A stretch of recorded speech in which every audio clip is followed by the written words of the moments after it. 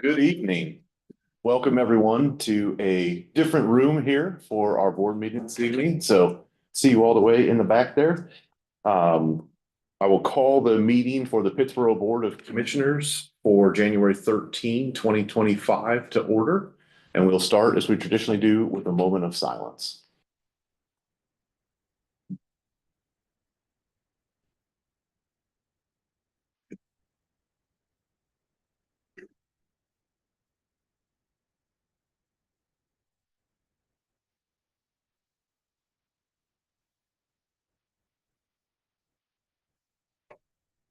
Thank you. If everyone could please silence your phones, and Commissioner Farrell, will you lead us in a pledge of allegiance? Stand.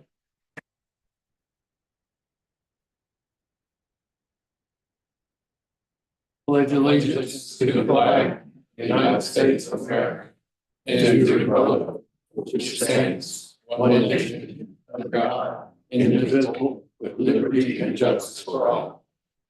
Thank you. Thank you. We have the agenda before us. Are there any changes to the agenda or the consent agenda? And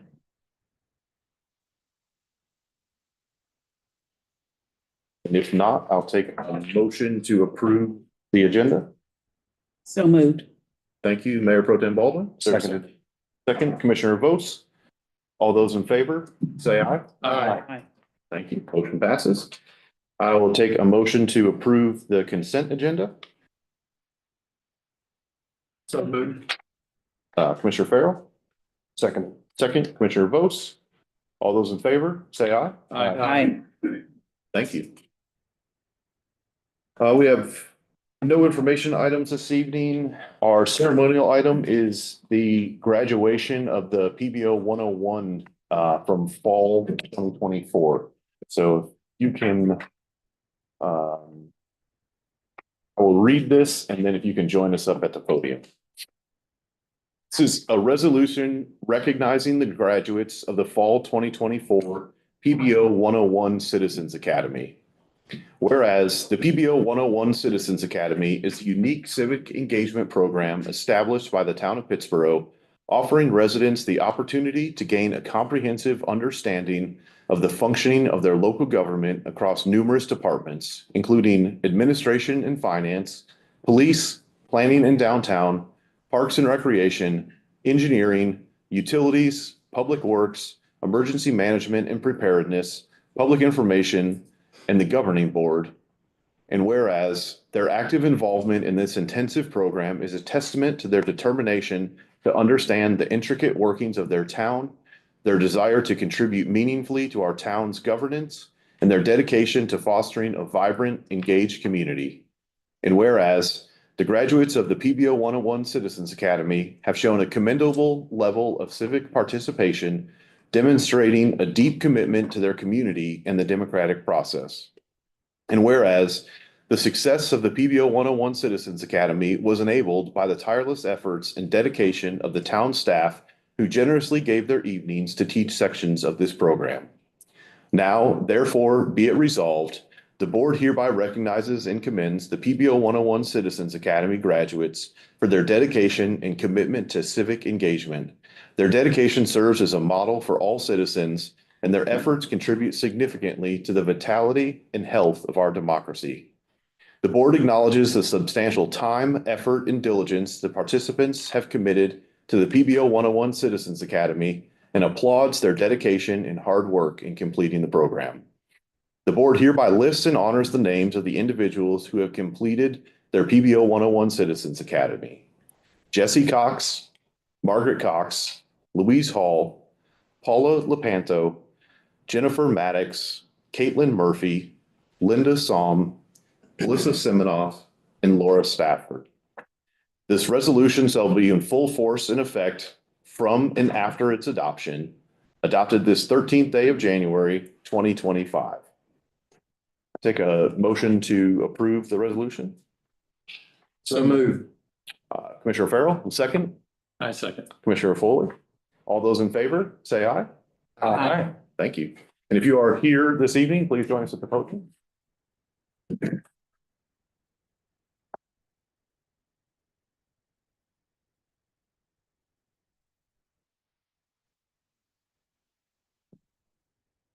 Jennifer Maddox.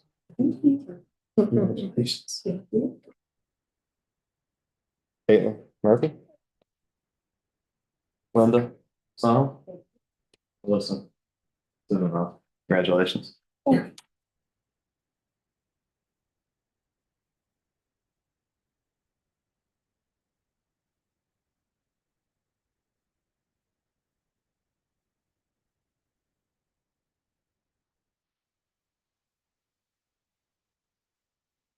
Just thanks again to all those participants and the staff that put the time in. The next one will be announced when applications are available for the next iterations of that.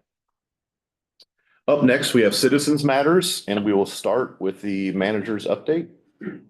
Thanks, sir. Just real quick, the community budget survey is open. It's on the website. So please, public, go on the website, fill out the community survey, budget survey, so we can get your input. And then I'm attending the management conference first week of February. That's all I have. Okay, thank you. Department of the month, this month will be finance. We will pick up later and with the audit.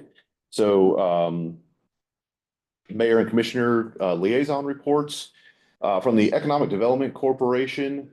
We had a meeting in December. There was a very significant announcement for Chatham County. So Medox International was a $193 million investment, 333 jobs.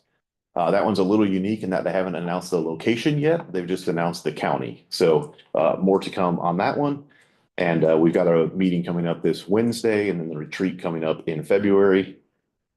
For the EPA Small Communities Advisory Committee, we had a meeting last Friday reviewing the letter that will be sent to the incoming administration.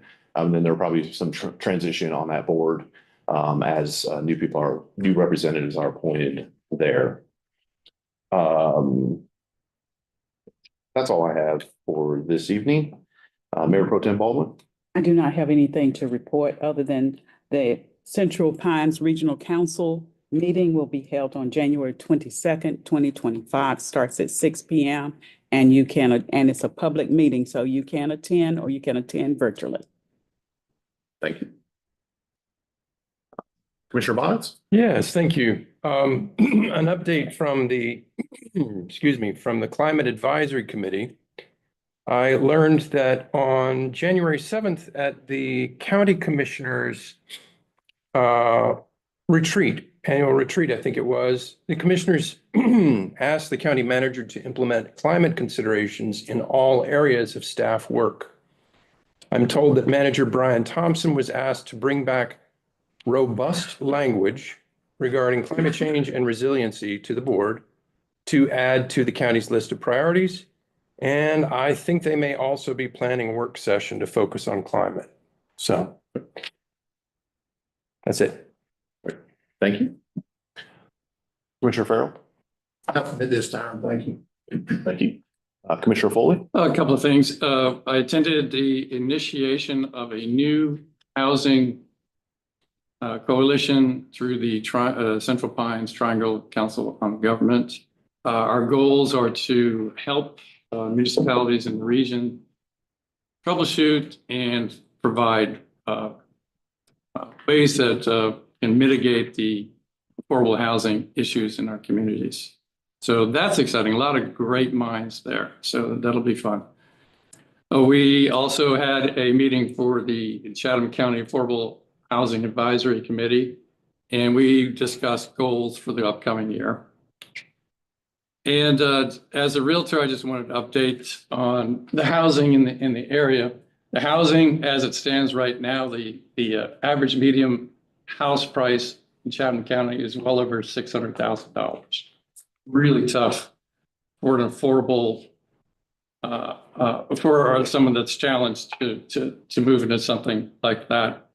And there are more $1.2 million homes, $1 to $2 million homes being sold in Chatham County right now than there are $250,000 homes.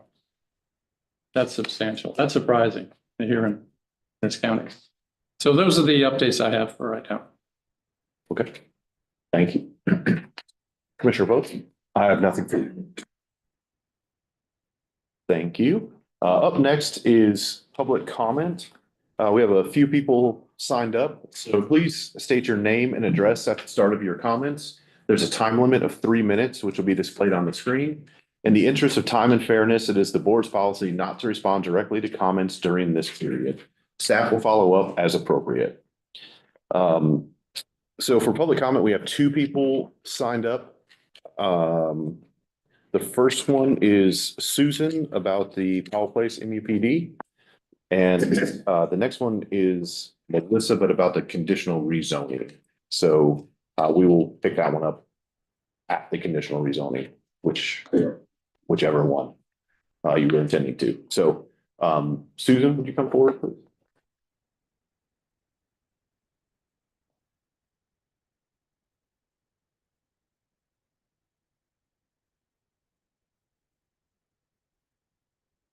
Mayor, my name is Susan Buttry. I live at 124 Millbrook Drive in Powell Place. My comments this evening refer back to general discussion for 8.1, the map amendment for Powell Place MUPD.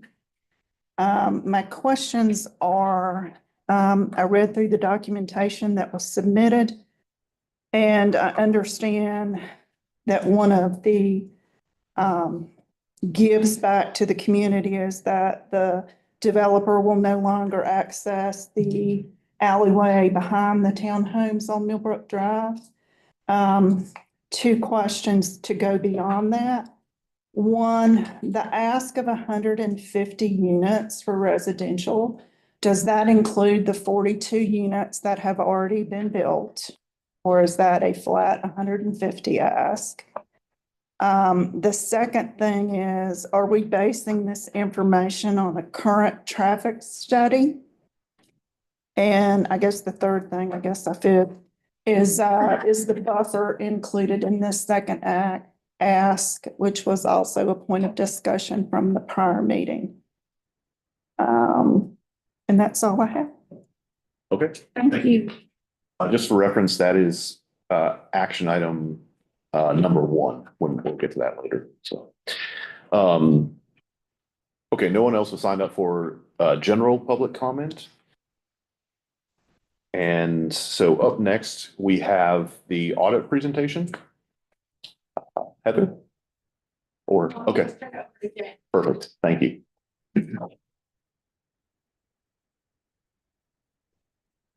Thank you for having me out tonight. My name is Sharpe. I'm the partner in charge of the town's audit. I'm here to present the 2024 audit. So I do have a short presentation. Then I'll be glad to take any questions you may have on the audit. So first of all, I'm just pause you real quick. Can everyone hear in the back? Okay. right. First thing I want to talk about is the status. Field work has been completed. The financial statements have been prepared, and the audit has been submitted and approved by the local government commission. It was submitted by the deadline and has been approved by them, and so it has been issued for 2024. I want to give a little background on what we do as auditors. I won't spend too much time, but there's really 3 key phases of an audit. The first phase is the planning phase. That's when we get an update of internal controls in place, and that's when we may test some of those controls. So for 2024, we tested controls over 3 areas: cash disbursements, payroll, and credit cards. And so from the results of our tested controls and their understanding of internal controls in place, we perform what we call a risk-based audit approach. It's the same approach we've been using in the past.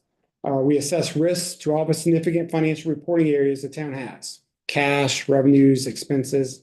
We're going to concentrate our audit efforts on the high-risk areas, but we do look at every significant financial reporting area the town does have.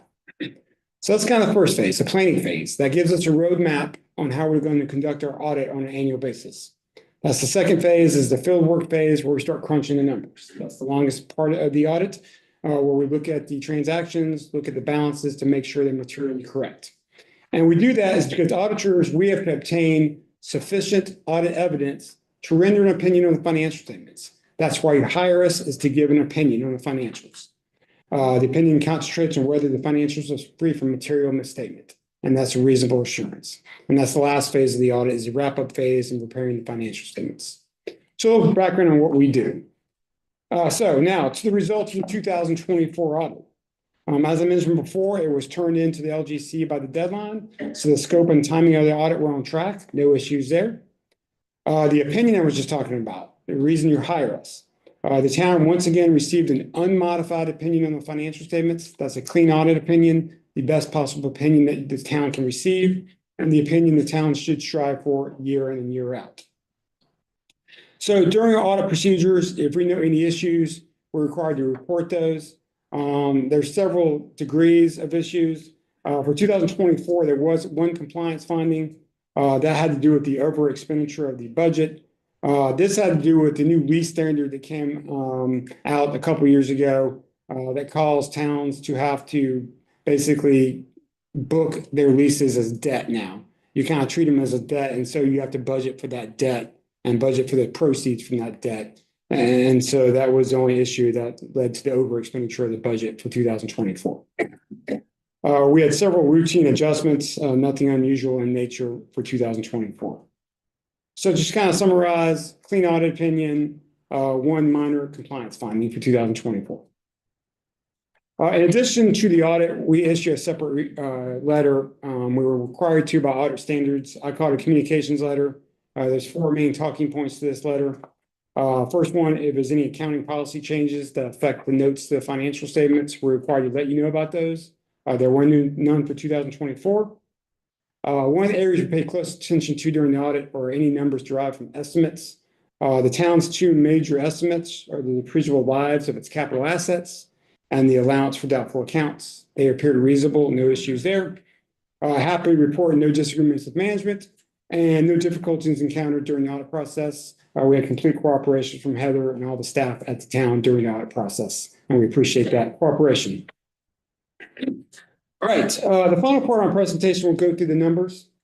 First of all, look at some trend analysis for how the town's performed financially throughout the years. And this goes back to 2015. You can really see the growth in the town. Back in 2015, you were at $4.1 million in revenues for your general fund and $3.5 million in expenditures. For 2024, you were at $9.2 million in revenues and almost $9.3 million in expenditures. You've seen a really large increase in your overall revenues since 2015, and your expenditures has followed as the town has grown. But positive trend analysis there for the town. And that's kind of reiterated in the next slide, the fund balance. So the fund balance is really the town's net worth at a given point in time. Going back to 2015, you had almost $3.8 million in fund balance. At the end of 2024, it was $6.1 million. So a significant increase in your fund balance over the last 10 years. Once again, shows the town's finances are healthy. And that fund balance is an important number, but what makes up that number is they're also important. The town has 3 categories of its general fund balance of 2024. The smallest piece of it is $25,000, that's non-spendable. That's money that's already been spent in the form of prepaid expenses. The second sliver of the pie, the blue piece, is restricted. That's almost $1.1 million. The town's restrictions are 2 parts. One, the Powell funds, or the amount that is used for the streets that you receive from the state on an annual basis. The other part, restricted by state statute, that's basically receivables. The town can't spend money it hasn't received yet, and so that will become unrestricted once the town does receive that. The biggest piece of the pie is important. That's your unrestricted fund balance. That's what's available to be spent by the town. For 2024, over $5 million. When you compare that to the 2024 expenditures, that's 54% of your overall expenditures. This indicates the town's very healthy. Usually we like to see that anywhere, from 20 to 30% indicates it's healthy. 8% minimum to 10% minimum is really what we want to see for towns, but really 20 to 30% is really healthy. You're at 54%. So you have a really healthy unassigned fund balance at the end of 2024. Looking at some other trend analysis, one of the things we always look at, and this kind of goes hand in hand with what I was just talking about, cash reserves for your general fund. Looking at unrestricted cash compared to your expenditures. How long can you continue to operate the town if you receive no more cash inflows? We generally recommend this number to be 3 to 6 months. For 2024, it was 222 days. So well over half a year of cash reserves in place for the town. So once again, this healthy cash reserve shows that the healthy fund balance for the town. Property taxes. So this, we've seen the growth in revenues, and part of that is the growth in revenues associated with property taxes. For 2024, your revenues associated with property taxes was over $4.6 million, an increase from $3.9 million the year before. So you kind of see the trend analysis here. Property tax revenues back in 2015 were just over $2 million. So they've gone up substantially since 2015. The property tax rates, however, have not gone up that much. You had about 7 or 8 years where they were flat. You saw an increase in several years ago, but they're once again flat. They have not increased over the last couple of years. And finally, with the general fund, I'd like to talk about the expenditure breakdown, where the town spent its money in 2024. The 4 top line items, 38% went toward public safety. That continues to be the #1 expenditure line item. Number 2 was general government at 27%. Number 3 was transportation at 13%. And number 4 was cultural and recreational at 9%. This did not shift much compared to last year. And the last part of the numbers I'll talk about briefly related to the water and sewer fund. Obviously, those operations have been turned over, but this kind of shows a trend analysis for the water and sewer fund. 2024, your revenues were $6.6 million, almost 6.7, and your expenses for operations were almost $5.5 million. So you did show a substantial profit with your water and sewer fund. But with that, I'll be glad to take any questions you have on the audit procedures, the results of the audit, or the numbers themselves for 2024. Any questions? I don't have any questions, but I'll just make this brief comment. As the years that I've been on the board, it's been very important that we keep our cash reserves at the days and months for reserve, and I appreciate staff continuing that. That's very, hopefully we won't ever have to use it when we got into emergencies. Thank you, Commissioner Farrell. I'll echo that. It made our work a lot easier during the pandemic recession, for sure, having that healthy fund balance. And as many people as I hear today talking about the possibility of another economic downturn, I think it's important that we are still in a good position. Mr. Sharpe, thank you so much for the presentation. I do want to just, for the benefit of the audience, just to make sure everybody who's hearing it understands, the one minor finding was explained because we've shifted from booking a lease as a debt. Yes, that's correct. And so can we also say that we're now viewing that as a future liability? Yes, that's a future liability. As you make those payments, whether it's monthly or annual on the leases, that will go down. Okay, thank you. Would that same thing apply if we were to use leases for vehicles instead of outright purchases? Yes, correct. All long-term leases, any lease over a year is now required to be booked as a debt. Okay, thank you. Okay. Any other questions? I do have a comment to the staff and the financial director, Heather Meacham. Thank you very much for your efforts. Thank you very much for your efforts last year. Excellent job. Great. Thank you. Thank you. Appreciate it. Okay, up next, we have 3 public hearings. The first one is for a text amendment for the Unified Development Ordinance, ZTA 2024-06. I will take a motion to go into public hearing. So moved. Commissioner Vose, second. Second. Commissioner Bonitz, all those in favor, say aye. Aye.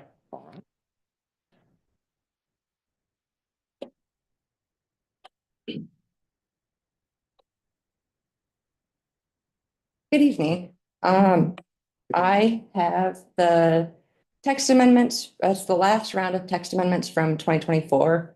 So this is our Q3 amendments. There are 7 of them, and The majority of them are removing redundant language from the UDO. There is a couple about special use permits. No, that's not right. Special events, and that is in the town code of ordinances. There is one amendment that our town attorney proposed language for, and then the planning board proposed different language. And so there is a little clarification that we seek from the board for that one. Specifically is slide 5. I could get the.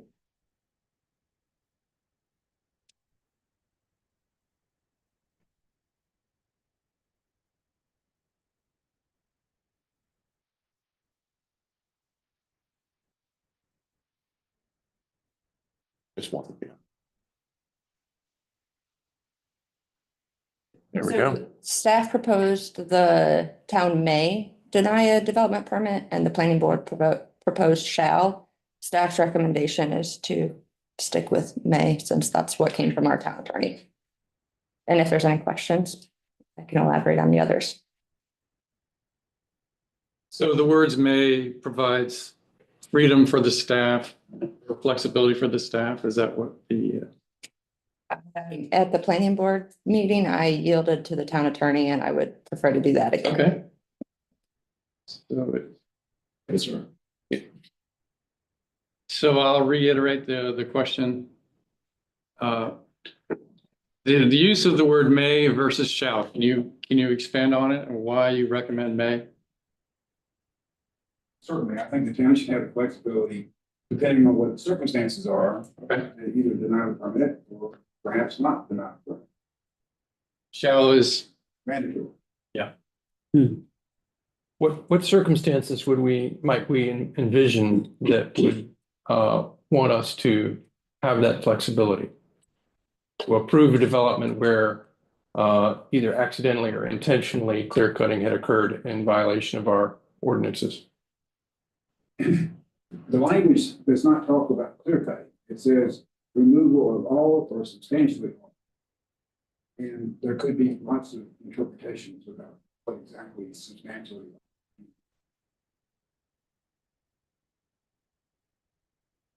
I think the town should have the flexibility to determine that. And I think to be clear on this too, we don't have this regulation. This is adding this regulation, Yeah. not changing it, right? So it's an improved ability to have an impact on this, but with some flexibility. It's incorporating a general statute into our ordinance that we can take advantage of. And an example could be if, let's say, a parent clear cut their land and then they passed, and then within a short amount of time, that land was inherited and the children wanted to let that property go. That's an example where we might say, all right, you know, we're not going to hold you up based on something that your parents did. Just, that's one example I think of off the top of my head.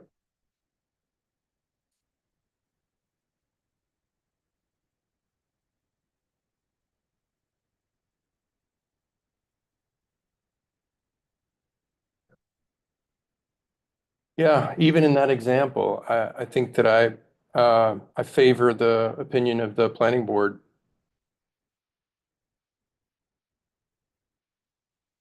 shall. Mm-hmm.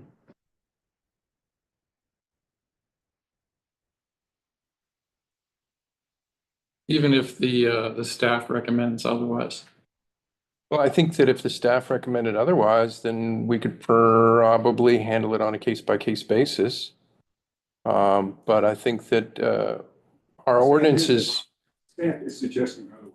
And they say may would allow you to handle it on a case-by-case basis. Mhm. To say shall mean that you could not. Yes. And face litigation. And I think that our ordinances are an advertisement of our values in the community, and I think we want to discourage people from removal of all or substantially all of the trees from tracts of land.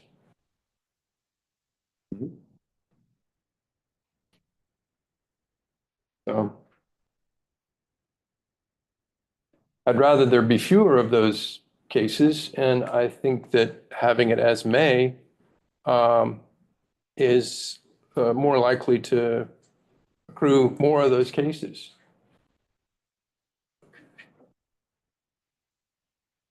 just add to that, I just would like the flexibility of the town to be able to use the word may. Because we don't know what kind of, incidents or any issues that we may have in the future. And if we use the word shall, it could be up to 5 years before somebody could use any of this property. And if we use may, then it would be up to the consideration of staff and I assume back to the board. Is that correct? Yes. Okay. The statute itself says may, whatever that's. Yeah. You can be more restrictive in that case, but the statute says may. I make a motion to, Sorry, is there any questions on any other items or comments? Okay, there's no one signed up for the public hearing, so I'll take a motion to close the public hearing. make a motion to close the public hearing. Commissioner Farrell? Second, Commissioner Vose. All those in favor, say aye. Aye.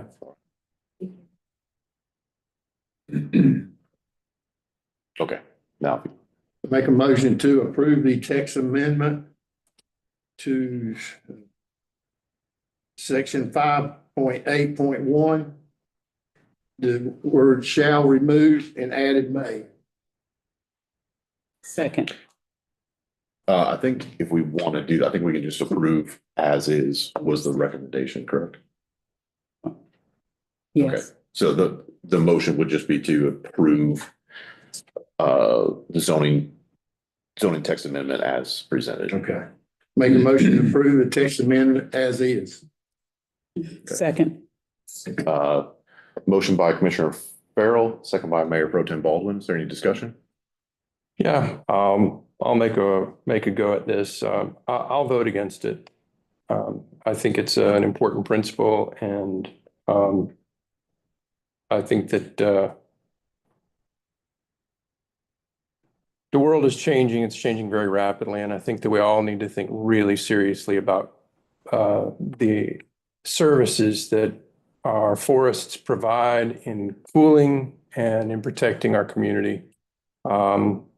And I don't support the ordinance conveying that flexibility. I think that flexibility should be on the staff and board side, on the board side.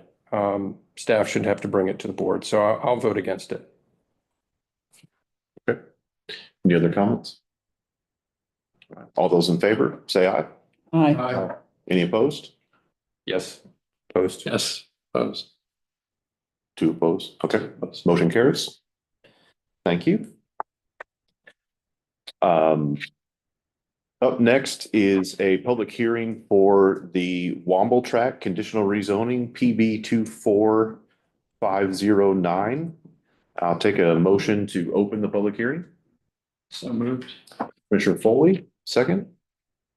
Second. Commissioner Vose, all those in favor, say aye. Aye. Thank Good evening. Highcroft Investors and Rainier LLP, who have representatives here, petition to have 122.5 acres of land, which are contained in parcels 7310, 7311, 75046. These are the PIN numbers, 70324 and 75046. They're currently zoned RA, which is residential agricultural, RA2, 2 acre lots, and R12 to be reclassified as CMUC CZ, which is a conditional rezoning district. Property abuts Chatham Parks PDD and will largely mirror the neighboring property in terms of the uses and the density. However, did want to point out that inside of your packet, where the ordinance actually is, there is a chart contained in Exhibit B and beyond. It's probably next to the last page. The principal uses for this particular property appear after the chart. I think we may want to go there. Sorry, throwing you a new one. Sorry. I told her we just needed the map. Apparently we need a little bit more than that. Sorry. Yeah, it's toward the end of the item. Page 20. He says page 20. There's a list of the uses, so it's not every use in the CMUC. It is just the ones that appear here on the principal use table.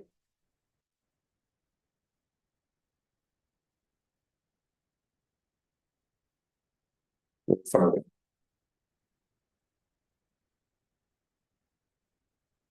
There you go, right there. And then the accessory uses which appear on the next page. So it's not everything you could possibly do in a CMUC. It is this specific group of uses. Slightly different. We went in and actually modified some that we did not want to be chosen.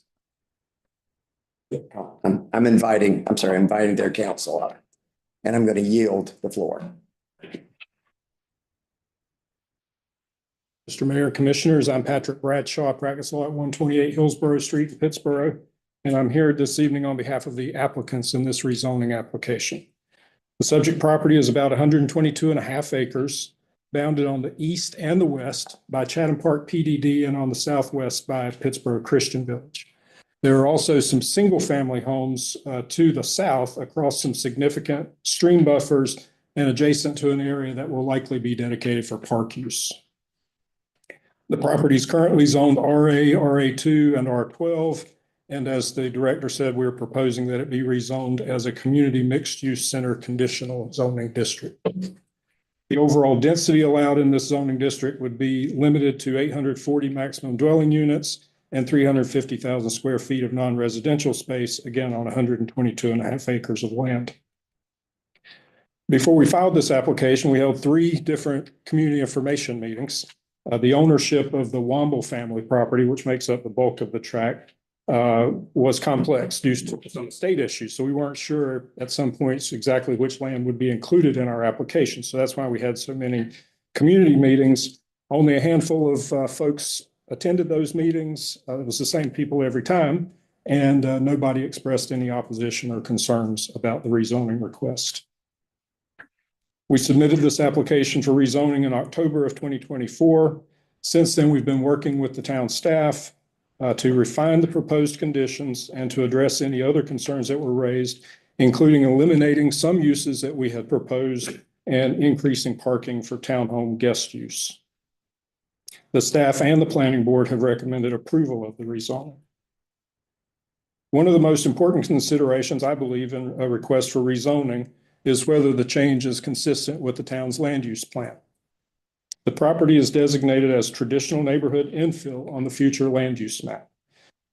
This property's location aligns with the land use plan's vision for traditional neighborhood infill areas, as it is very close to a mixed-use activity center at the intersection of US 64 Bypass and Chatham Park Way, and it is adjacent to an employment mixed-use area along Chatham Park Way.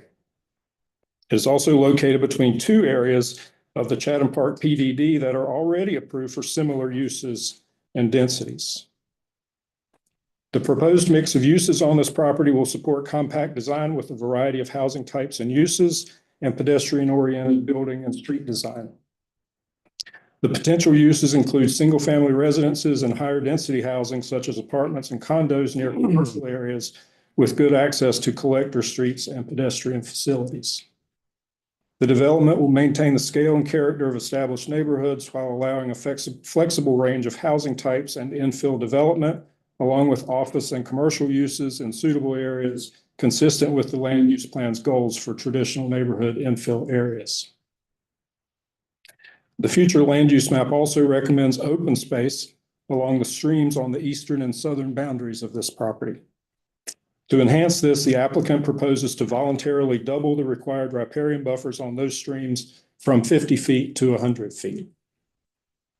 The proposed conditional rezoning aligns with the land use and housing recommendations in the land use plan in that it will facilitate identification and removal of regulatory barriers to mixed-use development. The portion of the property that is further from the town center will have a lower density of residential dwelling units per acre than the area that's adjacent to the employment mixed-use area along Chatham Park Way. The portion of the property closer to downtown and adjacent to that employment mixed-use area would have a higher density. In recent days, Robbie Oldham, the engineer for the project, has had discussions with the town manager about the landscape buffer to be provided along US Highway 64 bypass.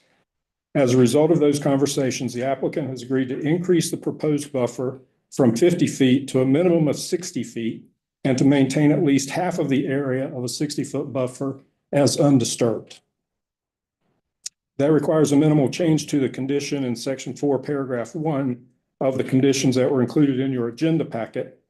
And I have paper copies of that. We weren't able to get that available to display on the screen. Madam Clerk, may I pass these out, or would you like to do that?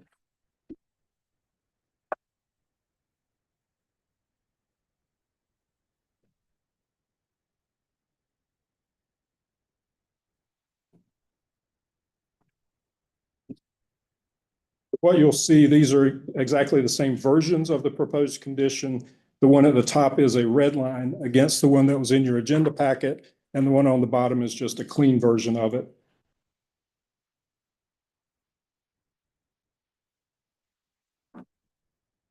So you can see that it increases the buffer from 50 feet to a minimum of 60 feet, and with half of that 60-foot area to be undisturbed, at least half of it to be undisturbed. So those are the only changes to the proposed conditions from what was published to you in your agenda. And so with that, on behalf of the applicants, I respectfully request that you approve this rezoning request.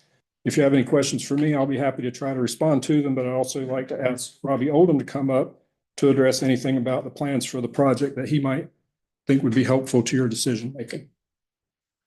Thank you. Are there any questions for staff for the applicants? Yes. Mr. Oldham? Yes. Thank you for coming. Can you talk about the plans for the proposed public park dedicated area? As far as you know so far. Yeah, Patrick may add to this. I think it's to be determined with staff. And I would even defer to staff on that. I think that's the reason we got in there. There's allowance in there, whether it's a payment in lieu, we do a location here. We've got Greenway proposed there, as you can see on the plan. So that is committed to be built, in that 30-foot, that will be in that 30-foot town greenway easement. So we have committed to building that greenway. So that would be part of the Parks and Rec. But other than that, it's going to be determined with staff with the site plan. Is there a history of flooding or ground disturbance there? That string to the south, there is a FEMA map floodplain area in there. So it is a map floodplain through there. Okay. Thank you. Yes, sir. And then the 60-foot buffer, can you tell me the history of that conversation you had with staff? So with the initial submittal that what went to planning board, we're proposing a 50-foot streetscape, basically that's consistent with Chatham Park. With the plantings, it provides a type A opaque buffer. If you look, this frontage, I think, has about 2,200 feet to the west.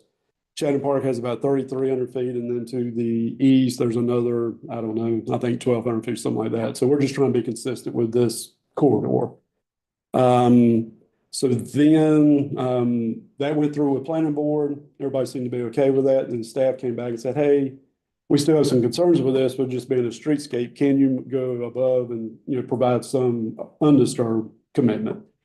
So we said, okay, we'll take a look at it. And keep in mind that it's really, this is getting more into site plan specifics, things like that. But we had, we did look at some preliminary grading, and we sat down with staff, and, to me, more important, and I wasn't, and then just committing to a 60-foot, streetscape along this corridor is the actual existing grading and the grades of 64 bypass. So if you look at this, 64 bypass is sitting probably, well, it's not probably, it's 30 to 40 feet below the existing where the streetscape's going to be. Our site, because there's a slope, there's a ridge in that northwest corner up there, and it's basically a ridge along that whole streetscape. So when you look at the site and whether it develops as office, retail, any of these uses or residential, we're going to have to cut that corner up there. So basically what you're going to be probably 30, the existing bypass is 30, 40 feet below that. Our site's going to be cut probably 20, 30 feet. It's leaving a natural berm there for the majority of that frontage. So, and we sat down with staff and showed them that, just looking at grades. So it's, to me, that's as critical or important as providing the additional commitment for undisturbed and the additional width of the buffer.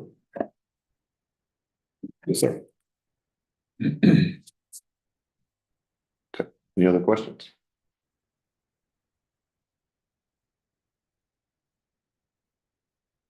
I don't, Robert, can you clarify that again? The berm is on the 64 bypass? Is that correct? And that's where the, going from 50 to 60 foot on that? Okay. Yep. Just natural grades. It's going to create a natural berm just because of, both sides is going to be lower than that area. So it's going, and then beyond that, there's the landscaping, planting requirements too. So as you're driving east or west and you look southwards to that property line there, it'll be a little more appealing. Is that what you're saying? It'll be, say, visually appealing. yes. And that will be for the 2/3 of that frontage. So then with the other, that's where we can keep that undisturbed and with the natural vegetation. So that's it. When you look at it, that's the reason we looked at, we can provide undisturbed, but that's what, that would be where we would provide more of the undisturbed would most likely be back to the east. To the west would be the natural ridge. So exactly. It's not at the same grade, so you got that natural barrier. Thank you.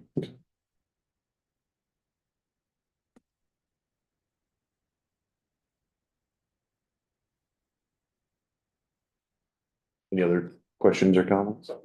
I have a comment, but I'll move for closing the hearing. Just one question. There's nobody signed up, I don't think. Melissa Seminoff, were you, and which one were you intending to sign up for? Bland or? Okay. Okay, if you want to come speak. So please state your name and address at the start of your comments. There's a time limit of 3 minutes, which we displayed on the screen.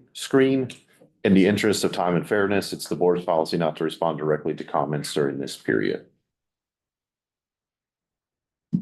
Good evening. Thank you all for serving and the town of Pittsboro. My name is Melissa Semenov. I live in the county on Hadley Mill Road in Hickory Mountain Township. I'm here this evening in solidarity with those who come tonight to speak out against conditional rezoning. This is something I have offered public comment to the county commissioners because it is an issue that affects all of Chatham County, conditional rezoning. A request for a moratoria on new development until the UDO is finalized and in place was brought up at a recent county commissioners meeting public comment time. We are not against growth. We want it to be smart growth, growth that is in keeping with rural character of our town and county, growth in keeping with the newly and expensively adopted UDO. Please say no to conditional rezoning that is not in keeping with the rural heritage of Chatham County and the town of Pittsboro. Please show us that the Pittsboro Planning Board has our interests at heart. I think we have enough Chatham Park. Thank you for listening. Thank you. Motion to close the public hearing. Yes, so moved. Commissioner Bonitz, second? Second. Commissioner Vose, all those in favor, say aye. Aye. So, I plan to make a motion to approve, and before I do that, I want to just speak a little bit about the Womble rezoning in particular. I'm not going to take issue with any of the matters in the rezoning because staff have done a lot of work on this. I think there's been I'm understanding there's been some improvements, and I appreciate that, but mainly because I know the context of this rezoning. This land is well inside the North Village. The North Village is well described in planning documents, mainly the small area plan for the North Village. And that document has been well publicized for a long time. The community knows it's coming, as evidenced by the lack of public input, and as evidenced by the lack of pushback from the community meetings. I wasn't aware that there were 3 meetings. That's commendable. The applicant negotiated in good faith regarding buffers. The commitments in affordable housing are clearly stated. There's explicit statements and maps describing connectivity, including more than one way for vehicles to leave the development in case of an emergency.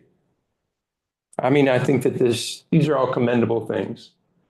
We know this density is coming. We know that Chatham Park has these entitlements to create this density.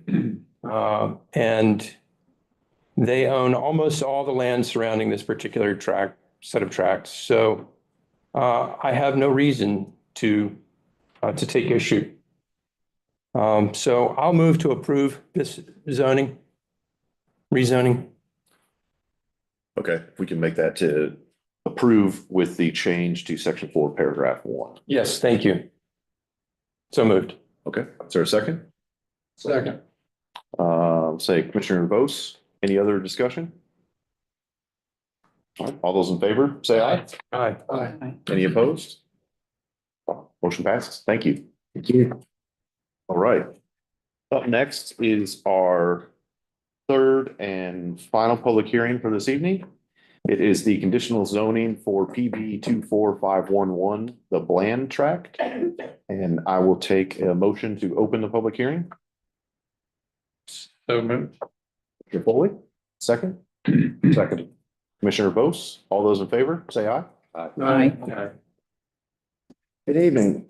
Again, in this particular case, Highcroft investors have petitioned to have 34.4 acres of land, which is just one parcel, 7479, currently zoned RA and RA2 to be reclassified identical to the last CMUC CZ. It's a little confusing though, and we're going to go through the more confusing parts of it in just a minute. This property is located along US 64 Business at the east at the intersection of Eubanks Road. It abuts Chatham Park's PDD. And in a lot of ways, it's going to mirror the neighboring property and neighboring property inside of the PDD. Can't say it enough ways.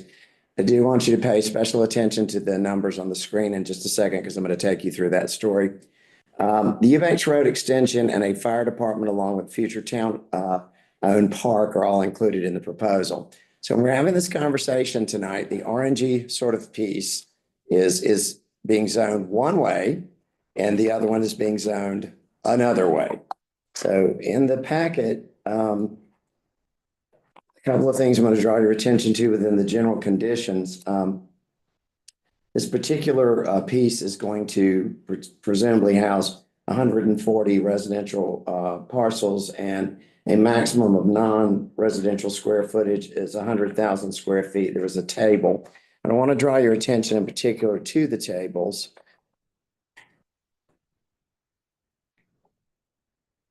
We good? Okay.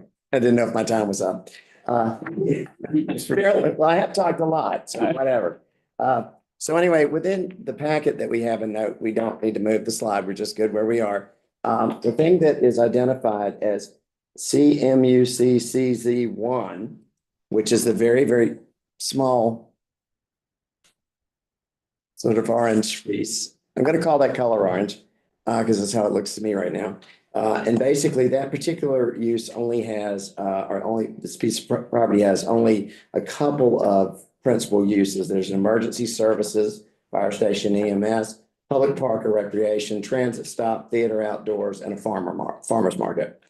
Then you go over to table 2, which I'm not trying to confuse y'all. It's just all the conditions don't apply across the board. The yellow part with the green piece going through the center of it, that is all the principal uses that are shown on the CMUCCZ2 table, as well as the accessory uses that are on the next page of the packet. The setbacks and standards apply throughout. As I say, it's a little confusing, but Nick, right? Nick coming up. The deal is the piece that is orange is the piece that's being donated presumably to the town. And so the idea was not to tie our own hands with our own zoning. It was to free us up. But the other side of it is the piece that's going to be the piece Mr. Robinson's going to speak to you about.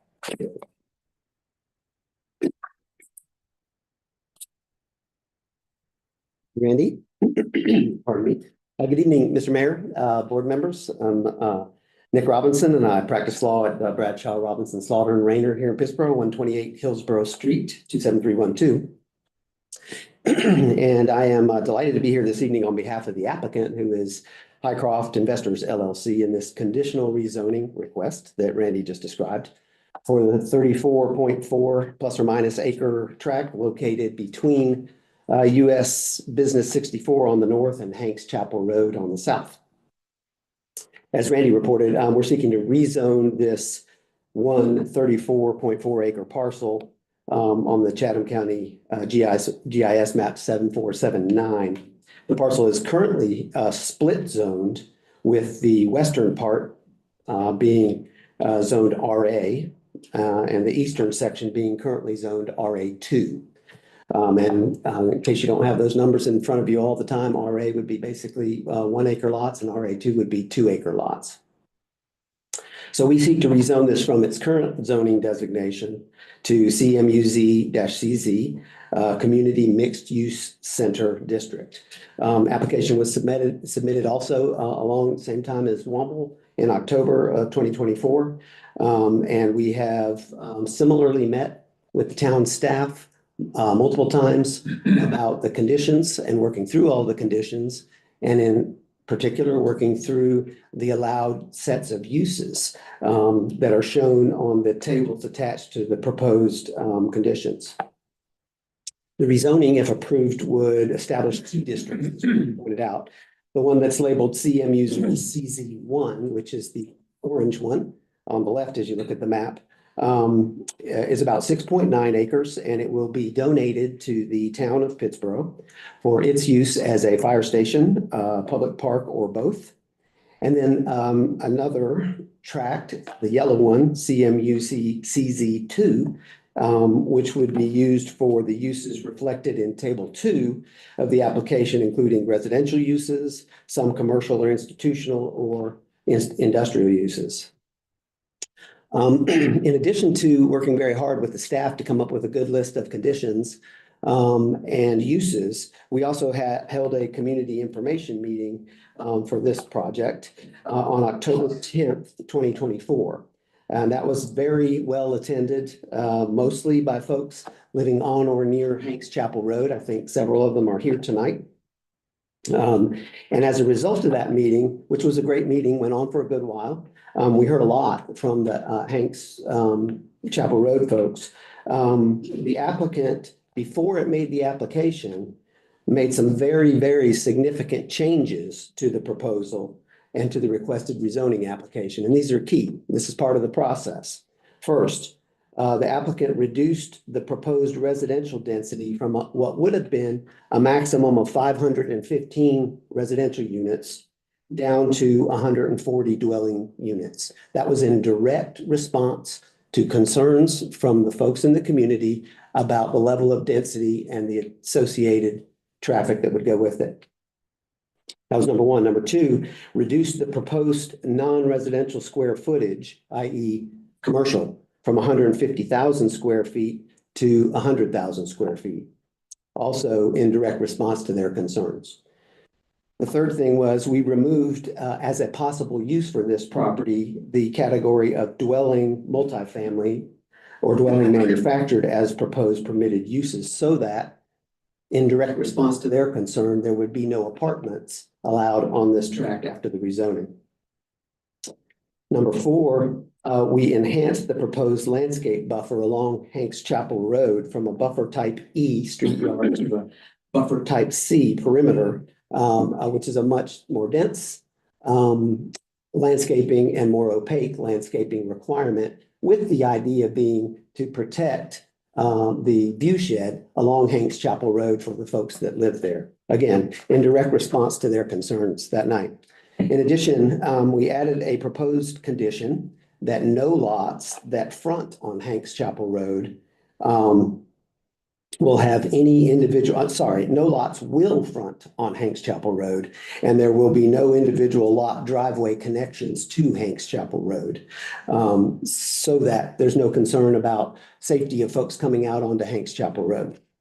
So those are all revisions that we made in response to the community meeting, and we put the application in. We advised the Hanks Chapel community group in writing of the changes to that application, and they responded by email through Mark Hewitt, who had been their designee for the group. And Mark's email thanked Highcroft for the changes and offered that the 5 changes, quote, all go a long way in alleviating our concerns for the neighborhood, end quote.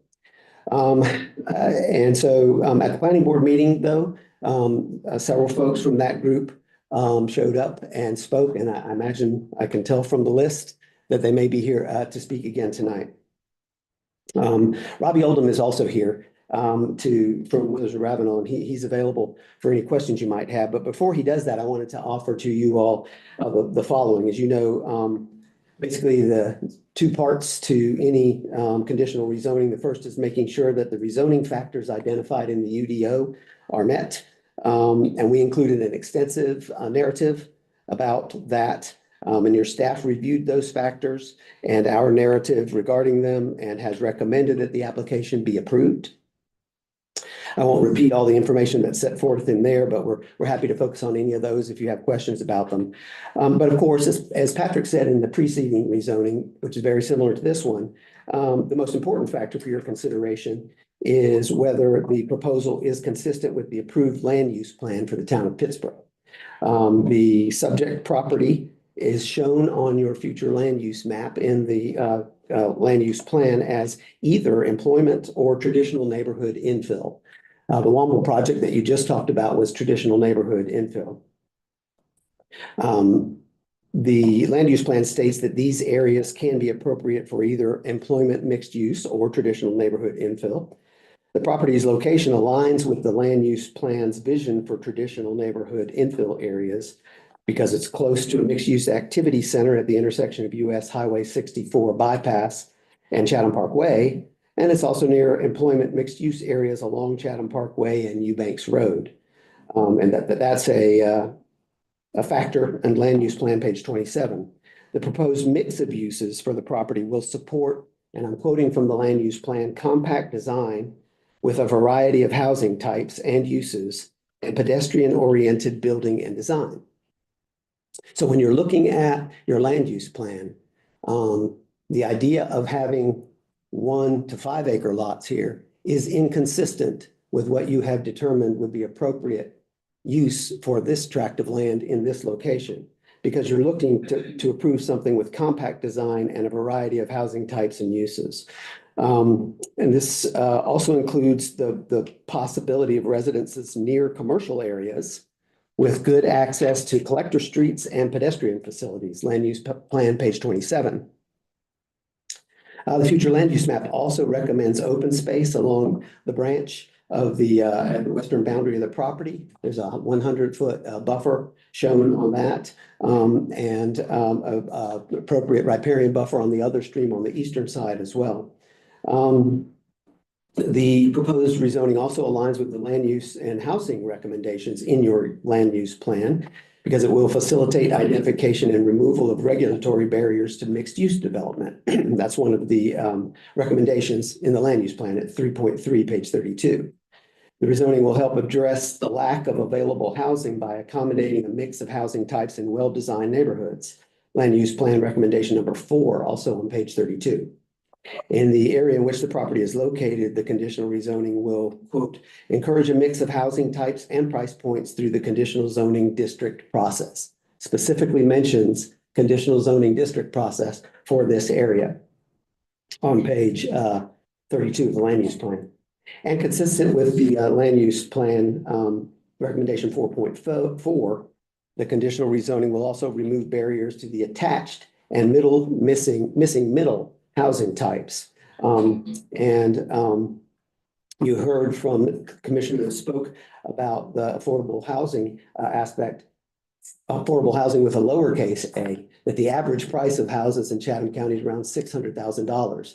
If you want to make sure that the average price stays at $600,000, then you keep land that is designated for compact and you keep it at 1 to 2 acre lots. That's an absolute way to make sure that the price of the house that's on it is up in the $500,000 or above range. So we mentioned that this property is interesting under your land use plan because it's got a dual designation, both for traditional neighborhood infill and also for employment center.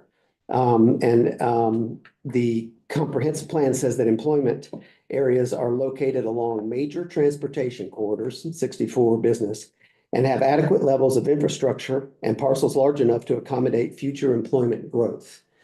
This tract is right in the heart of that specially designated dual zone, which is why a mixed-use community center makes sense right here under your comprehensive plan, because it allows for both residential and for employment in a mixed-use way.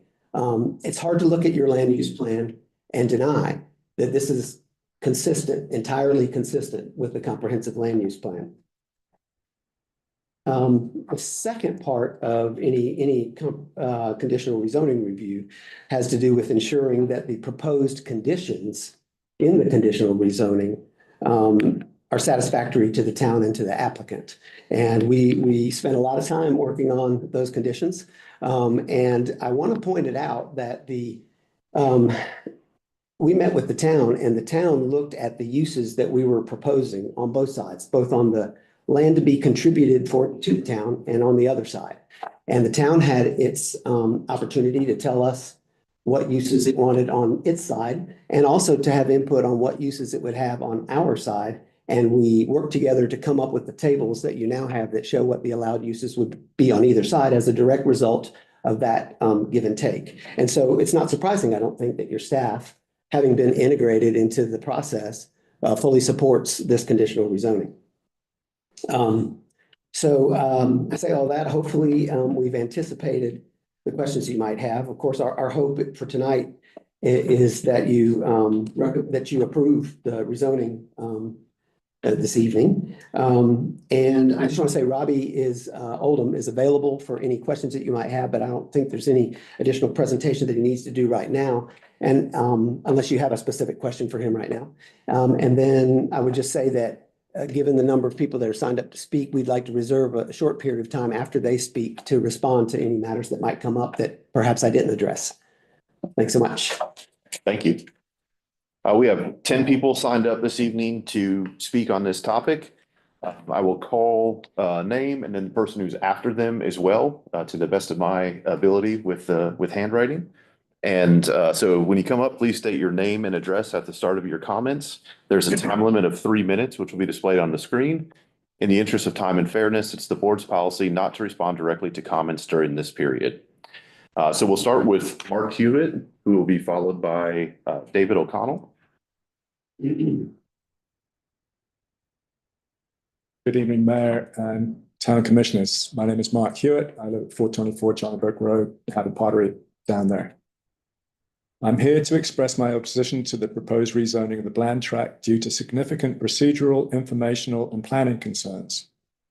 The hearing date for this rezoning was not set at the last meeting, and the proposal has not yet been reviewed by the Planning Board at that time. This raises concerns about whether proper and meaningful public notice was given, especially for this and other hearing items. Inconsistent acreage figures occur throughout the zoning application. 4 conflicting acreage figures are presented in the application for the division of the Bland Tract's 34.4 acres.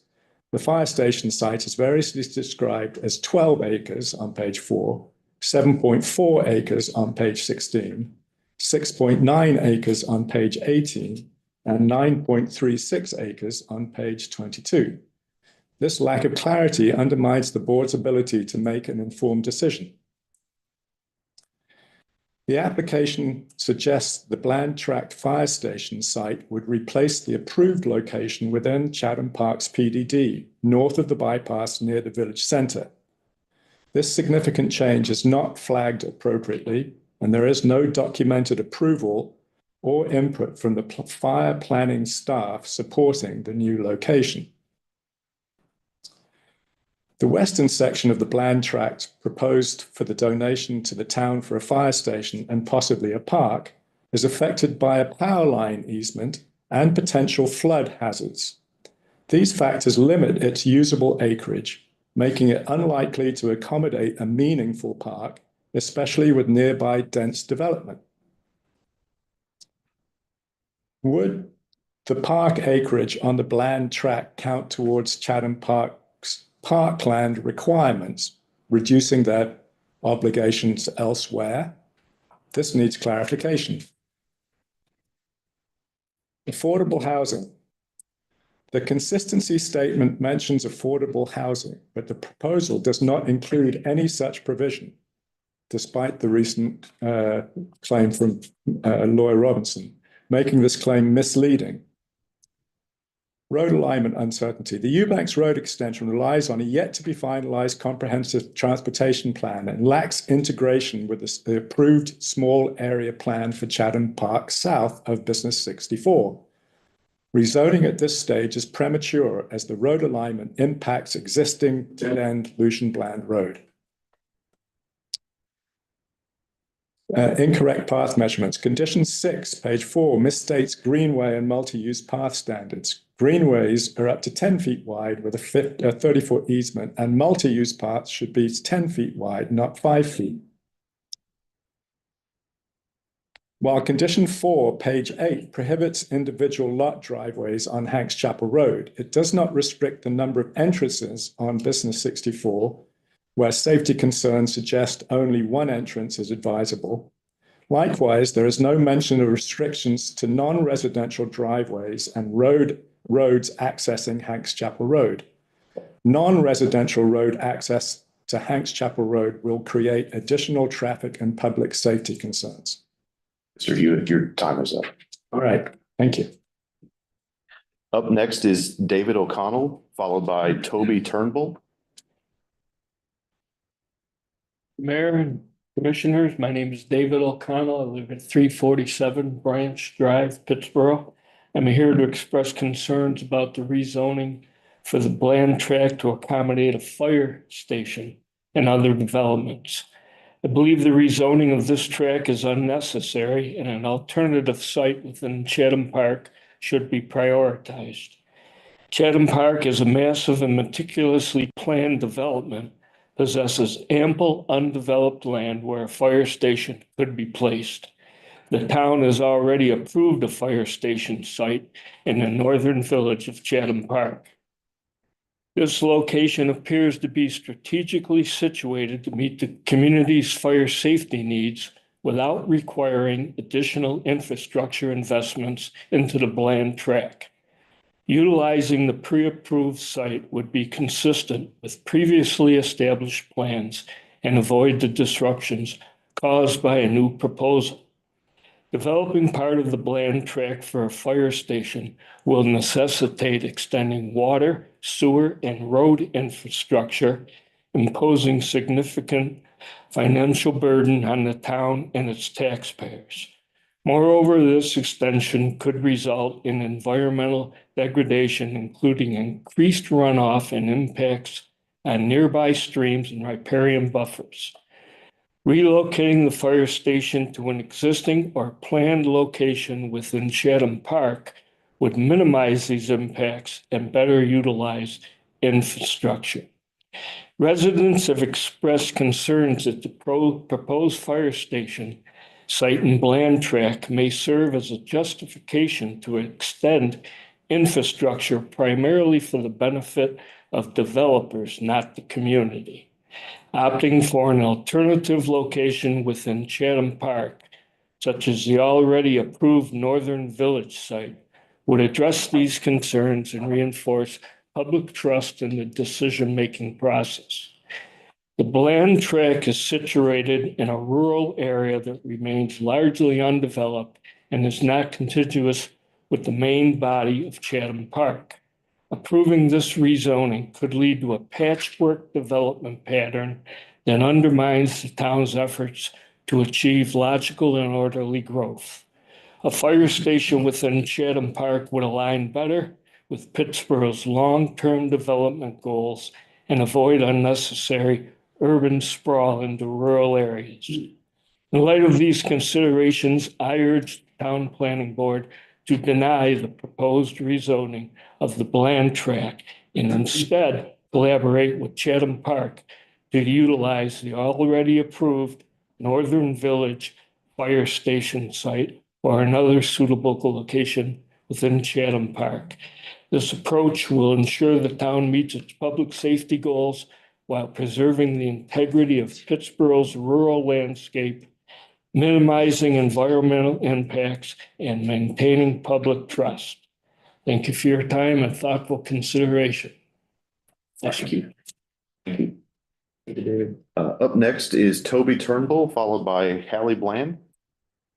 My name is Toby Turnbull. I live at 2025 US 64 Business East in Pittsburgh, 27312. The split vote by the planning board concerning the Bland tract, coupled with substantial public opposition, highlights the contentious nature of this proposal. Concerned citizens have raised legitimate points about the negative impacts of this rezoning, yet these concerns appear to be overshadowed by the interests of the developers. Approving this rezoning would undermine public trust in the town board's commitment to representing its constituents. Denying the rezoning request would send a strong message that the town prioritizes the long-term welfare of its residents over the private development interests. Likewise, the infrastructure demands of this development would create a financial burden on the town and its residents. Extending water, sewer, and roads to the site requires significant public investment, diverting funds from other critical community needs. The rezoning proposal fails to address how these costs will be covered without placing undue strain on its taxpayers. The lack of guarantees and for affordable housing or meaningful public benefit from the development further emphasizes that the primary beneficiaries are the developers and not the community. Thank you for your time and your thoughtful consideration on this matter. Thank you. Up next is Hallie Bland, followed by Carol Hewitt.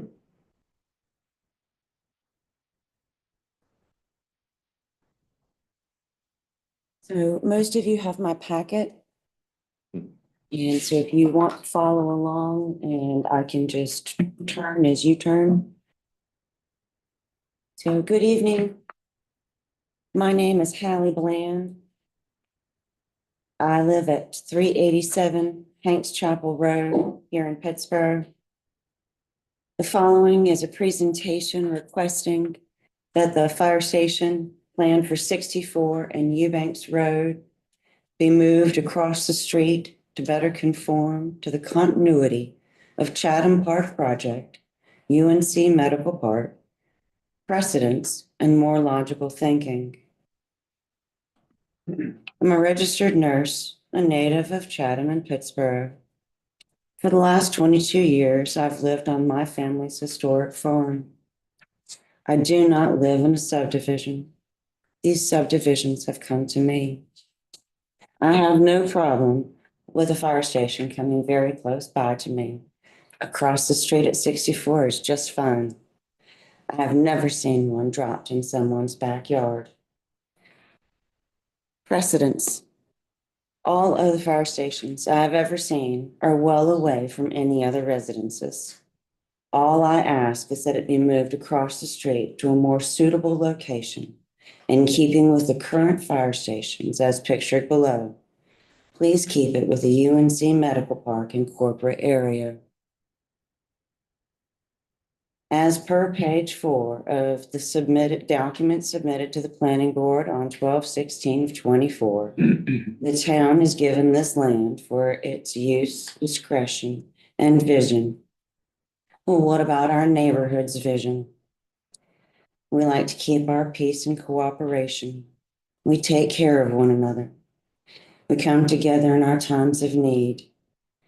We would like a say in how our neighborhood changes. This next slide has a huge amount of information on it. It was gathered on my visit to Station 12. I went to discuss the uses of lights and sirens and to learn how this would affect me and my family and how the trucks would get out and through the traffic onto 64. All the gentlemen knew about this station prior to me knowing about it. There's a great deal of information here, and I don't have time to go over it here. If you have any questions, our dear Commissioner Farrell would probably be happy to answer them for you with his 40 years of experience on the fire department. These next slides right here are an inspiration of my precedents. So please do take a look at these fire stations. as none of them are as close by to any residences as they propose to do to me and my family. I invite each and every one of you to my home to walk my property and see how these changes will affect the neighborhood, my family, my home, my Cane Mill Creek, and the area in general. Thank you for your time. Thank you. Up next is Carol Hewitt, followed by Beverly Bland.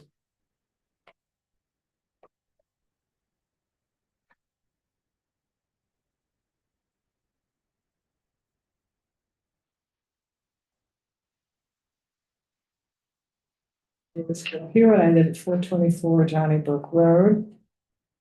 I urge you to really think and to reconsider this zoning request or to consider it. Please notice that this land tract is owned by Chatham Park. Yes, it's Highcroft, but if you see the staff that's here tonight, you of course realize this is a Chatham Park project. Why is it not included in the North Village plan or the South Village plan?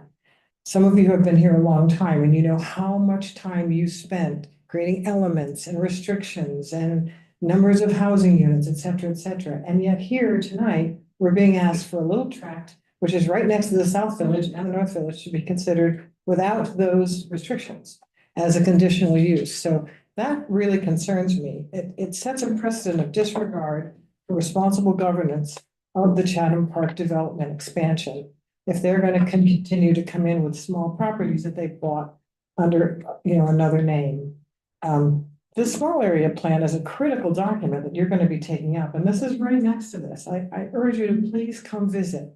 Please come see this property, see where it is, see that it's actually surrounded by R2, it's a neighborhood. There's dozens of us that have been talking about this. We had a meeting yesterday. Many of those people can't come here tonight, but they're concerned and they've signed a piece of paper that Beverly Bland is going to share with you.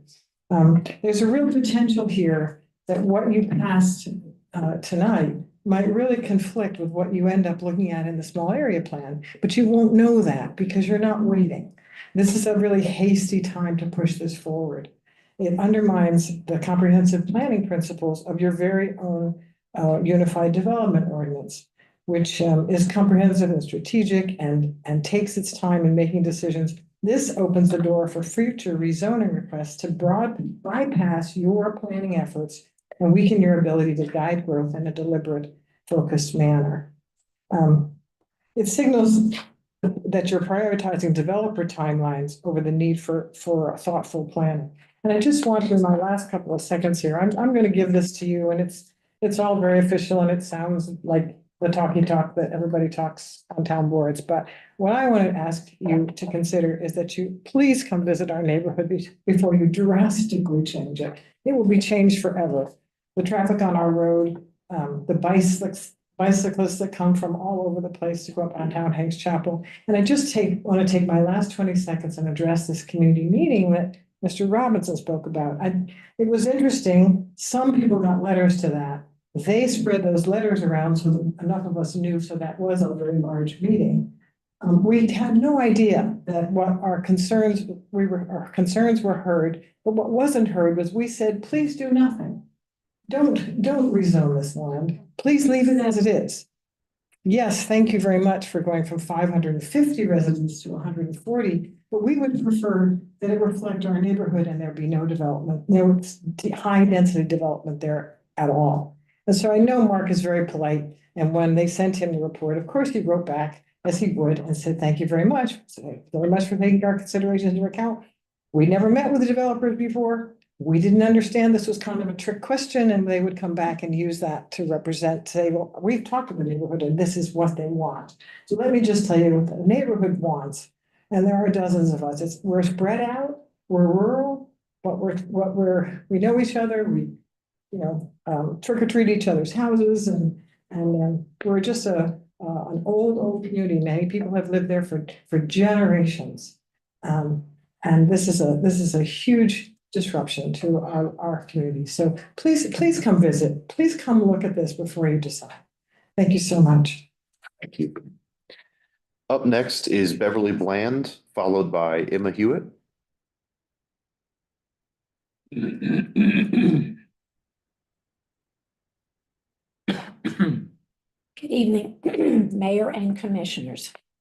My name is Beverly Ward Bland, and my address is 165 Lucian Bland Road. My neighbors and I believe the current zoning of the Bland Tract, which is RA and RA2, is appropriate and should not be changed to commercial mixed-use center for 5 reasons. First, this tract is in a rural neighborhood. The current zoning ensures that development is consistent with the area. High-density development as proposed in the rezoning application would disrupt and is incompatible with this area. Second, Pittsburgh's unique identity as a charming small town draws visitors and newcomers seeking a balance between growth and tradition. The current zoning upholds this identity by preventing overdevelopment. It preserves open spaces and natural beauty, thereby enhancing the town's historic and rural atmosphere. Third, keeping the current zoning allows for thoughtful, incremental development that aligns with Pittsburgh's long-term planning goals. By contrast, rezoning to commercial mixed-use center could lead to hasty, uncoordinated growth that prioritizes developer profits over community well-being. The current zoning provides a framework for measured development that protects the town's character while accommodating future needs.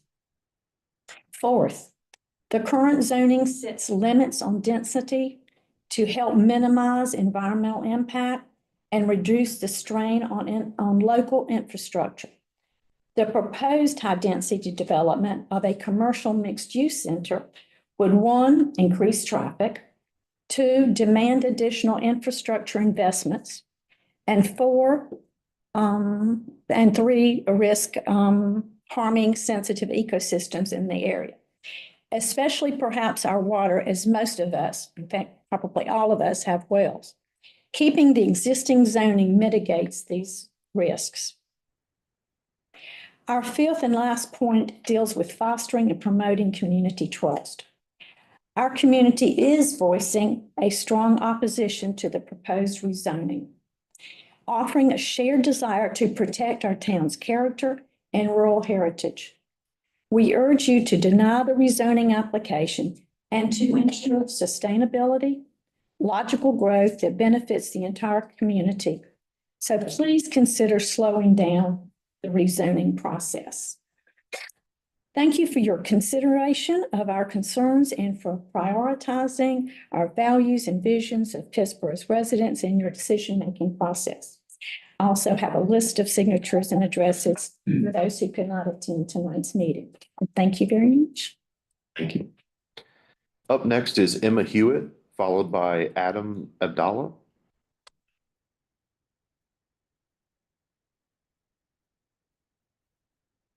Hi, I'm Emma Hewitt at 424 Johnny Brook Road, and I want to cede my time to Steve Bellouti.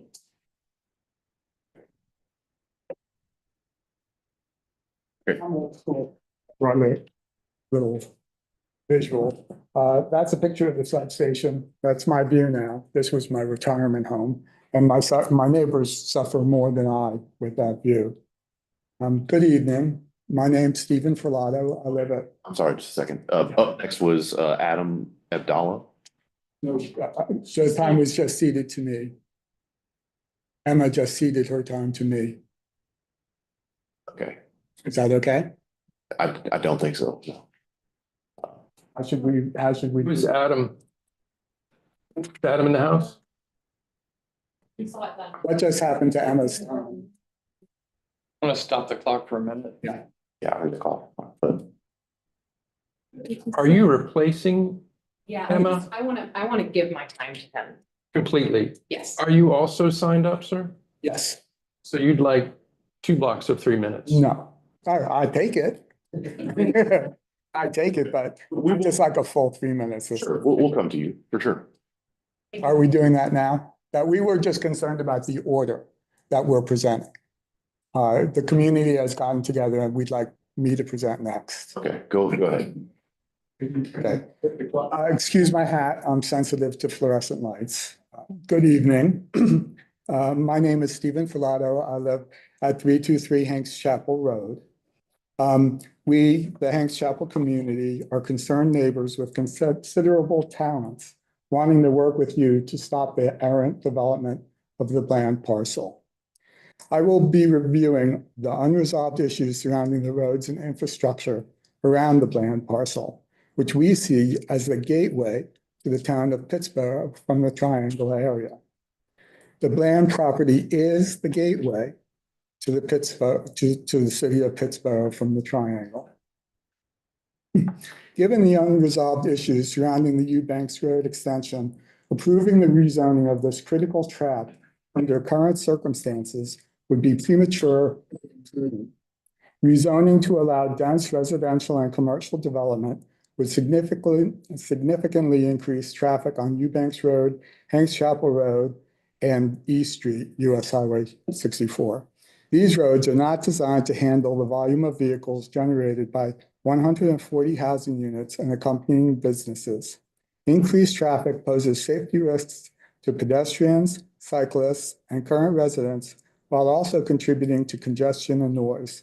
The Eubanks Road extension does little to mitigate these issues, and it will merely redirect traffic through an already strained road network.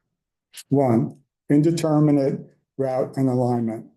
The precise route of the Eubanks Road extension, including its alignment across Business 64, the Bland Tract, and its connection to Lucian Bland Road, remains undetermined.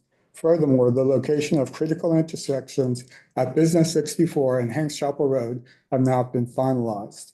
These uncertainties directly affect the feasibility and functionality of the proposed development, as the road alignment will determine access, traffic flow, and safety from both the Bland and Tract and neighboring areas. 2, lack of resolution among stakeholders. Despite communication between Chatham Park investors, Duke Energy, and the North Carolina Department of Transportation, no agreement has been reached on these essential infrastructure issues. Without a clear and agreed upon plan, any zoning approval would be speculative and potentially lead to costly adjustments or delays in the future. 3, implications for public safety and connectivity. The Eubanks Road extension is a critical component of the proposed development, intended to support increased traffic flow and provide connectivity between Business 64 and Hanks Chapel Road and the North and South villages. Approving zoning without clarity on this key infrastructure risks creating traffic bottlenecks, safety hazards, and insufficient access for emergency services, issues that could undermine the very goals of our development. Premature decision-making. The unresolved status of the road extension highlights the premature nature of this zoning request. The town board cannot make a fully informed decision about this rezoning without knowing how the Eubanks Road extension will impact the property and the surrounding areas. Approving the rezoning now would place the town in the precarious position of committing to a development plan that lacks the foundational infrastructure needed to succeed. 5, recommendation for delayed consideration. Given these significant uncertainties, I strongly urge the town board to delay any decision on rezoning of the Bland Tract until the precise route and alignment of Eubanks Road extensions are determined and agreed upon by all stakeholders. The intersections at Business 64 and Hanks Chapel Road are finalized and approved by N.C.G.S, and importantly, a comprehensive traffic impact analysis is conducted based on the finalized road plans. Okay. This delay. Your time is up. Yeah. And can you take the sign? Okay, up next is Adam, followed by Warren Mitchell.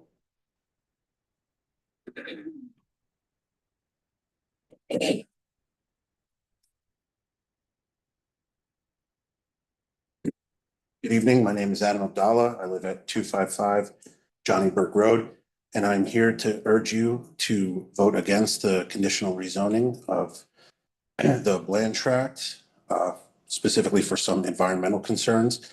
The Bland Tract represents or contains several very beneficial ecosystems that are not listed on the GIS map or anything that I've seen, including more streams than what is listed, artisanal wells, and is also connected to several other artisanal wells, including one on my property and at least 3 others that I know of on neighboring properties. This represents a concern for me and the quality of the water coming up to these artisanal wells, as well as and also the wells of our neighbors. All of us are on well water, and if you'll excuse my unsanitary analogy, we kind of all have our straws in the same cup. So any disturbance to that would be very detrimental to all of the surrounding neighbors. The other thing I would like to encourage is a comprehensive environmental study done to see the impacts, including long-term impacts on the development of this area. High density development includes placing a lot of impervious surfaces, which would increase runoff and pollution into neighboring waterways, which would include several tributaries to the Haw River, which is Pittsburgh's local water supply, and Jordan Lake, which is one of the largest attractions for Pittsburgh. So that is a big concern for me. And the last thing that I would like to say, to stay brief, is just ask that you look at this particular plot from a slightly different angle. Everything we've heard tonight says that it borders, its northern border borders Chatham Park, and we're looking at traditional infill coming from the northern border. If you look at the southern, eastern, and western borders, this particular tract of land, you will see that it is very much the opposite of that. You're looking at RA zoned lots, RA2 zoned lots that are all multi-acre lots. So I would just urge that you look, instead of just at the northern border, look at the other 3 as well. Thank you very much for your time. Up next is Warren Mitchell.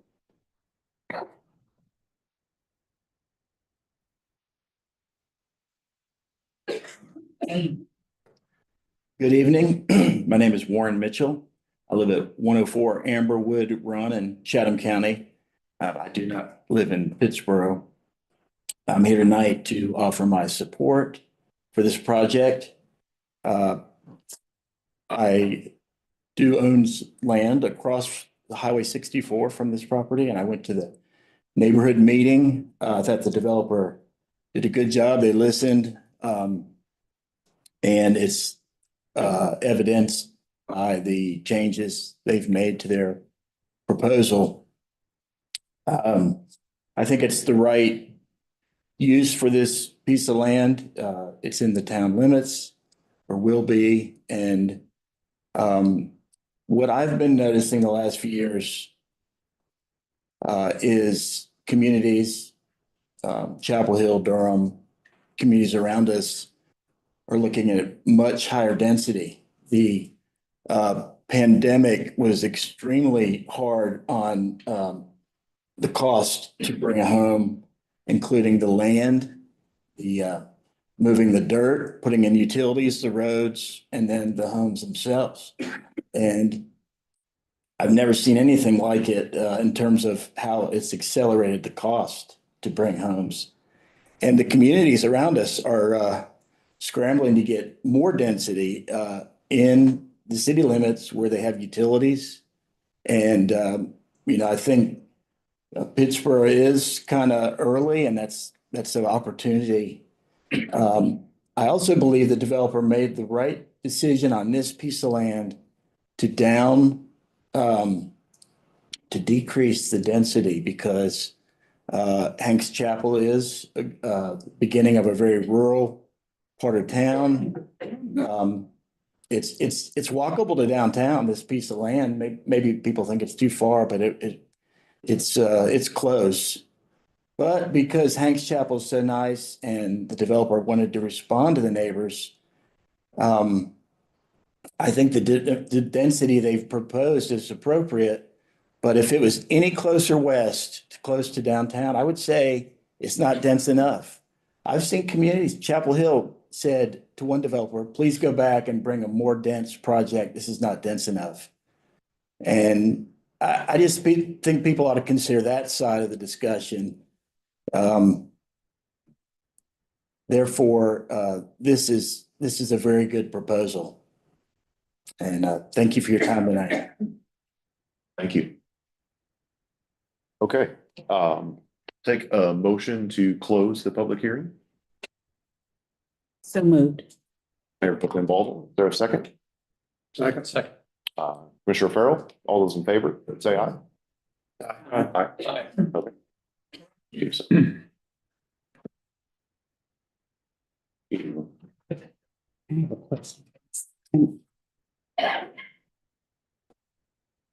Just less than a minute. Three things. The first thing I would say is that I think the folks who spoke out in opposition to it are people of good faith that have come to express their opposition. I would say that the comprehensive land use plan, however, still says what it says about this tract, and there really hasn't been any denying of that.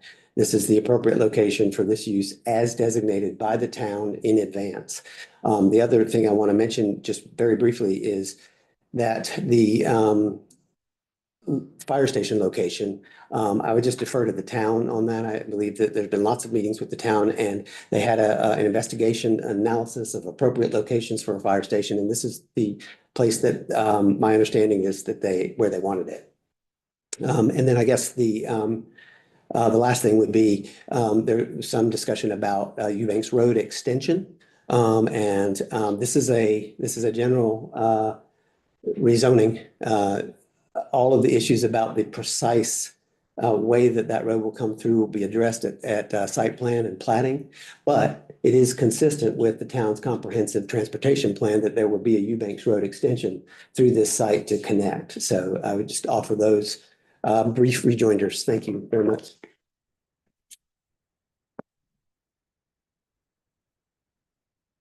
Nothing more from staff.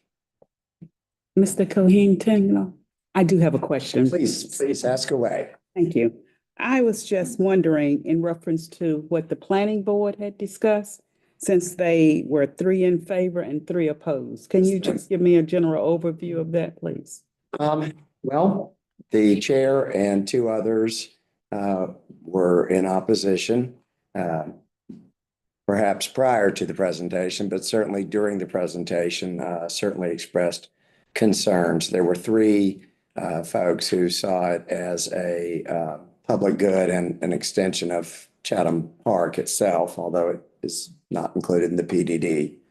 So I'm going to say that in 20 years in the field, this is the first tie I've ever seen. But they didn't specifically say why they opposed it? Just we're not pleased with the development at all, actually. First time you've ever seen what? A tie, 3 to 3. It created a little bit of a unique situation.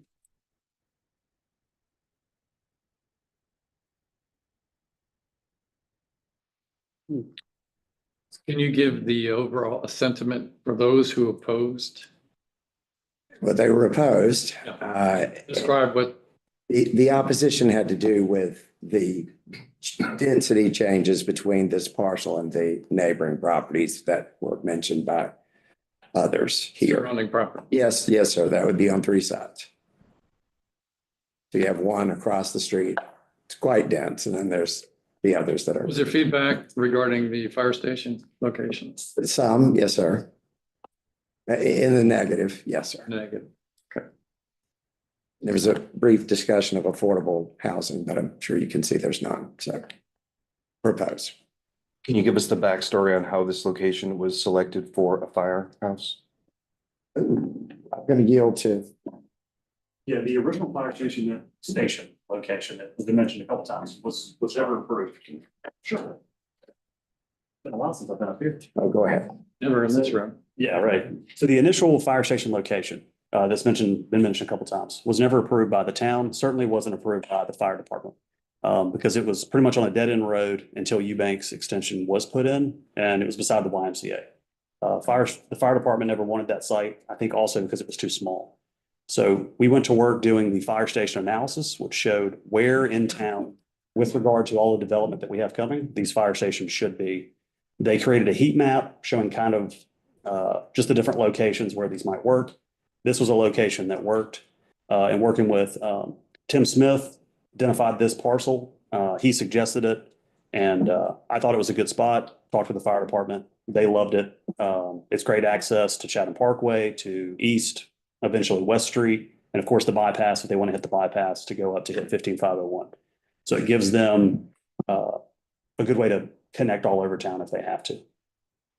So an independent consultant suggested that area, generally speaking. Yes, sir. Thank you. Y'all approved that study, I want to say a year ago now, and we split the cost with the fire department. I just wanted to bring it to the discussion. Have you spoken to the landowners around the fire station proposed site? No. Because the study was based on travel time. It was based on our, what's the rating? Our fire rating. It was based on science about where these stations have to be located so we can get the highest or technically the lowest fire station rating. Safety, yep, and based on travel time. And right now our travel time is higher than it should be. And I think the evaluation was saying this station would help us get that number down. And this was done in conjunction with the fire department? Yes, ma'am. Our fire department. Okay. This is the first site where I think Chatham Park staff and the fire department are all on the same page with the location. So it should be mentioned. And of the 7-ish acres, only about 3.5, 4 will actually count as the fire station. The property under the electric lines does not count, and the property that's going to be the park also does not count. It's a park on the east side? West side. West side. Yeah, it's on that creek. Yeah.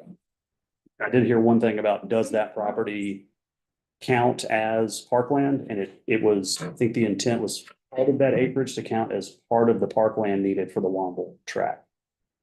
But we'll have to get more detail on that once they actually bring site plans. But not for the Chatham Park PDD. I'm not sure. I think it was for the Womble piece. Yeah, because that greenway will come down, probably go to the intersection, cross over, and then it'll go in front of the fire station property. So we wanted a park for that area, but also a park for firemen to use for exercise. So they'd have a place to walk and stuff. Yeah. Any other questions for me on that one?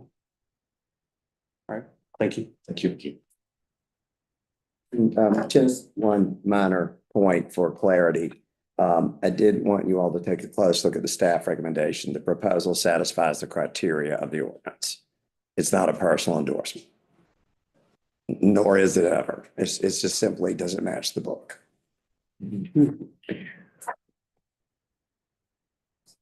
So I'm curious to learn why this is preceding the small area plan for the South Village. I'm not entirely sure. When we received this application, we did not have a date for the small area plan meeting, which is, by the way, a plug, this Thursday from 4 to 7 at the community house. But anyway, let me just say we did not have a date for that. We felt that it was going to happen, sometime, but not necessarily, we did not know the time. But yes, this was treated in isolation, so I'm not really sure. I guess, I don't know. Thank you. I think that helps clarify what's a rather confusing situation. And I've just been hungry for that context because, as I said earlier, with the Womble rezoning, we understand the context. We understand the context very well. The vast majority of adjacent properties are Chatham Park owned properties, and they are planning their project the way they need to plan it. But in this case, it's a very different context, a very different circumstance with a lot of different players and different neighbors. And frankly, my fear is that the small area plan is going to come out showing significant densities much higher than RA2 times 2, I'll call it, or times 3. And that this is kind of the camel's nose under the tent. And I really think that we need to see the small area plan for the South Village before we make a decision on this particular land rezoning. And there's some detailed reasons why. As part of the Southern Village? It doesn't have to be, it's adjacent. It's immediately adjacent. Sort of the bridge between the two. So, or just across the property line. And because of that, and because it's owned by the same company as the Chatham Park investors, effectively, many of the same investors, I would hope that we could have some continuity and contemplation of the connections between this property and Chatham Park, like we saw the Greenway for the Womble property, like we saw the two entrances for the Womble property. It is concerning that Eubanks Road extension is not defined, that it's flopping around all over there. We don't have any clarity there. And this is all in Chatham Park's court.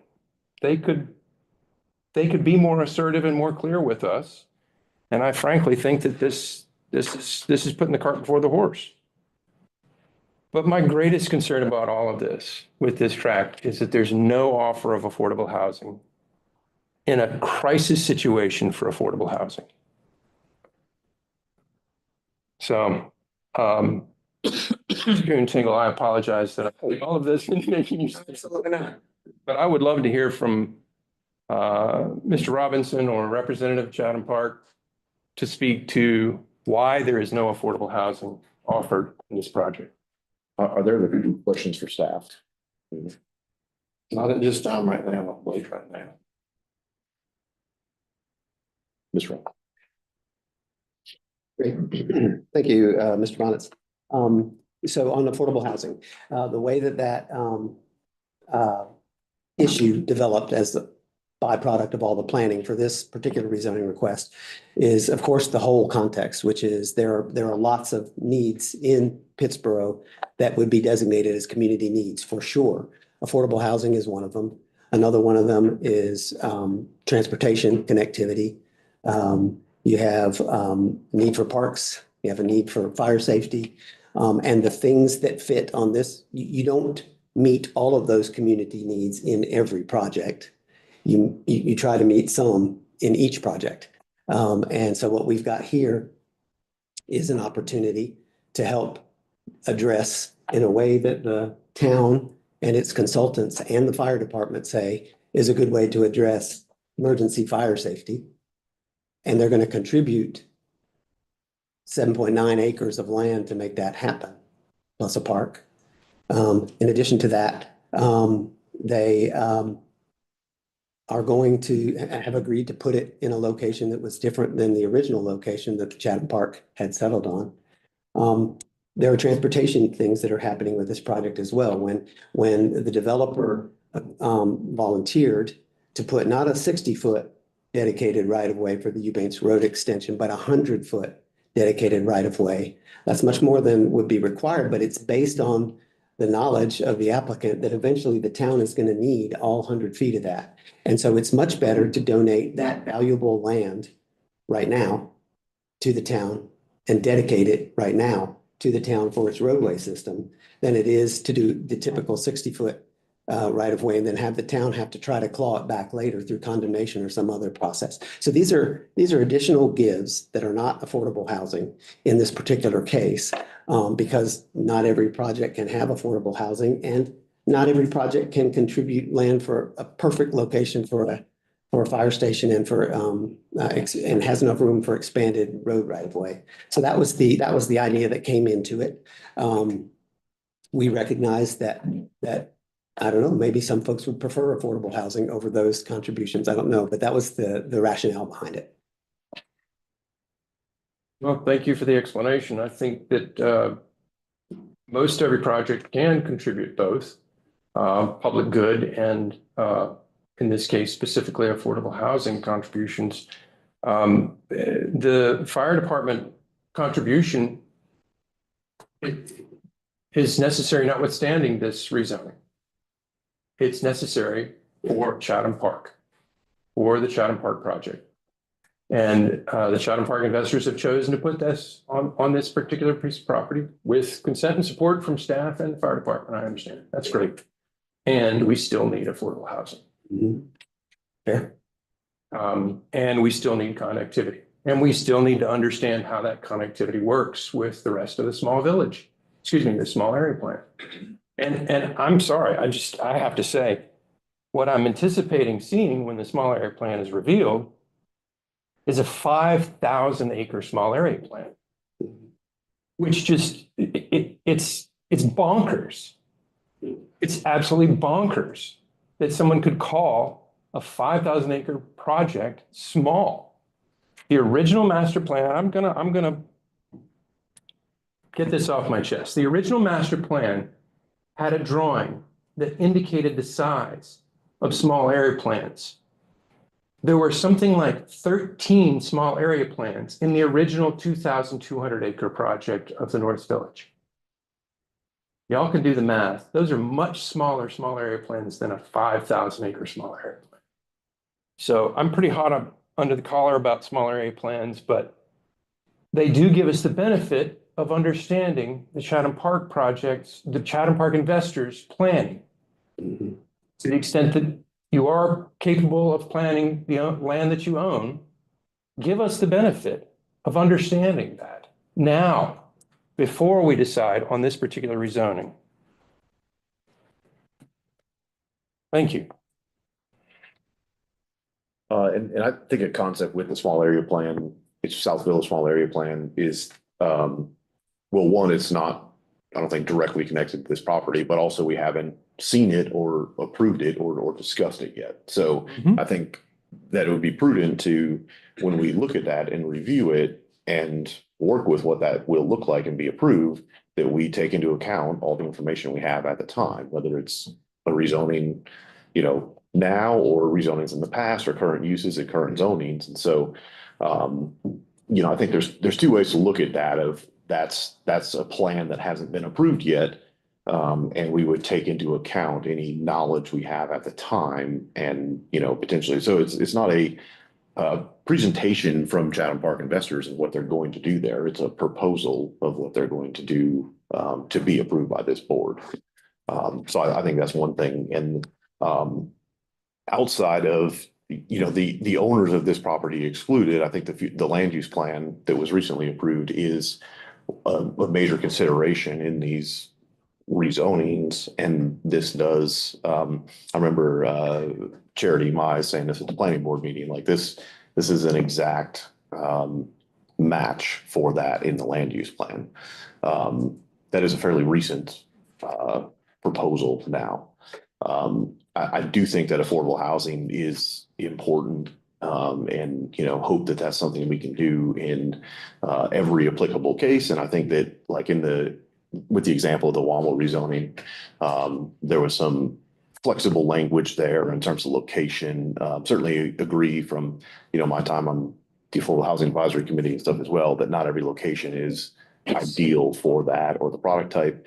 I think it's especially more difficult in this situation with the elimination of multifamily, based on the wishes there to not have multifamily. So sort of the language in the Womble rezoning did allow for some flexibility in affordable housing to be provided. But I do think that is really important and something that a lot of developers have found a way to include and help out with that need in Pittsburgh.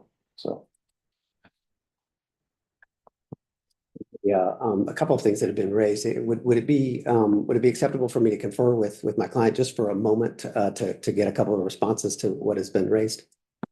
Well, I guess, is there any other questions? Affordable housing. Can you describe the fluctuation about Eubanks Road, the history of the bypass? Yeah, I probably am not an engineer of any kind. I probably should invite Robbie up here to describe that. Yeah. But before you do that, yes, My concern also is definitely in reference to affordable housing. You heard what Commissioner Foley indicated for the medium income, the medium housing cost, which is really, really outrageous. Yeah. Even I understand that you have nothing to do with that, but I would like consideration Yes. for some affordable housing because we need that, not just $600,000 homes, homes which are affordable for others as well. I hear that. Thank you. Mr. Robinson, I appreciate you entertaining all of these comments and some questions. I do want to make one more observation. That is that how you've characterized the future land use plan is not complete. My understanding is that this area is also indicated for very well suited for conservation development. Hey, Robbie.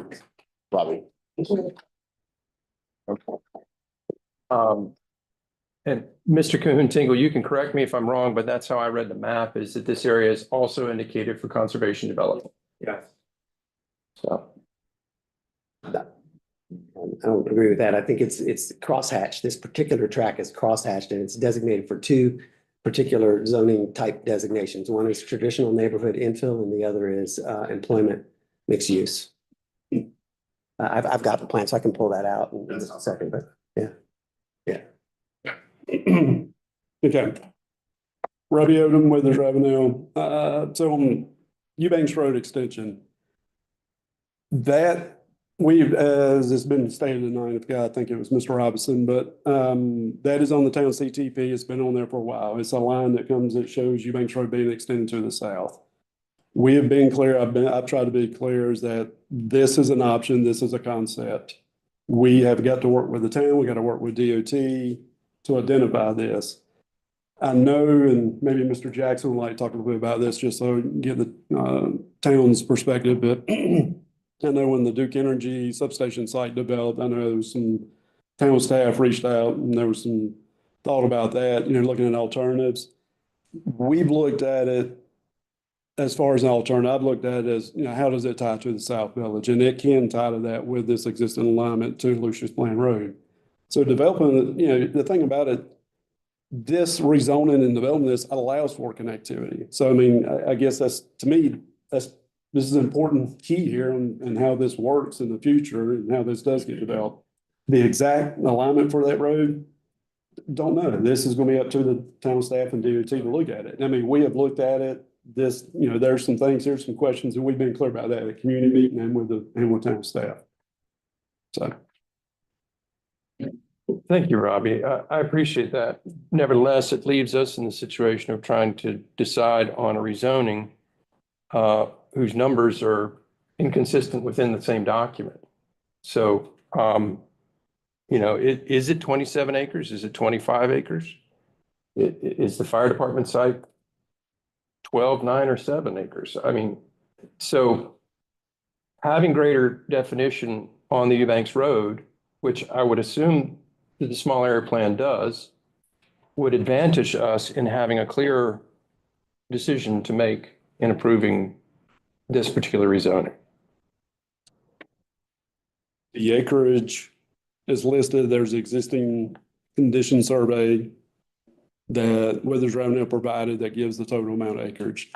When you're doing rezonings, that's the reason we put plus and minus on here. So we've got plus or minus 27.7 acres for CMUCZ2, 6.9 acres for CZ1. To your point, that reflects this current alignment of Eubanks Road. If that changes, then those areas change with that. The conditions, though, allow for that change because we've kept it based on a max units, not a max density or anything like that. So that allows for that. Also, as Jonathan had mentioned, when we come in with a site plan, a lot of this just got to be determined with a site plan, subdivision plan. You come here and you determine Eubanks Road, you determine your environmental concerns here. You got here and look and see, and then you look at a site plan for the fire station site, work with the town. Okay, where do you want to park here? What does that look like? That's the process. So this is the rezoning. Then we go through a preliminary site plan. We go through a preliminary subdivision plan. If it's a major subdivision plan, that comes back to you. So that, I guess that's part of the process. I guess the other thing too, I was thinking about some of the concerns we've heard with this, this gateway coming into town. I mean, the town, I think Mr. Sanchez went through that last summer with this scenic overlay district. So are providing that and more. So we're providing a 50-foot scenic overlay district buffer along US Highway 64 business. Also providing a 30-foot. The buffers that we've got along the residential to residential requires no buffer. We're committing to a 20-foot type buffer type C. So there's things, I know that's getting a little bit off tangent, but I just want to address that with the development. I mean, this is the rezoning. We're putting conditions in there. I think that, I know that's above and beyond, but then these questions that, a lot of people are asking, that's just part of the process. And this is that first step in the process is the rezoning. So I guess I'll stop there. So. Well, I'm reassured to hear you say that the 140 is max, reminding me that the 140 is max, not a stated density. Yes. Thank you. Mr. Bonitz, I think the discrepancy on their application page, they have the acreage listed that's being requested. I think it's the acreage as it currently exists in its current zoning picture. They've got it broken up between RA2 and RA. I think that's where the discrepancy from whoever was reading got confused. I read through it. That's the only numbers that I found.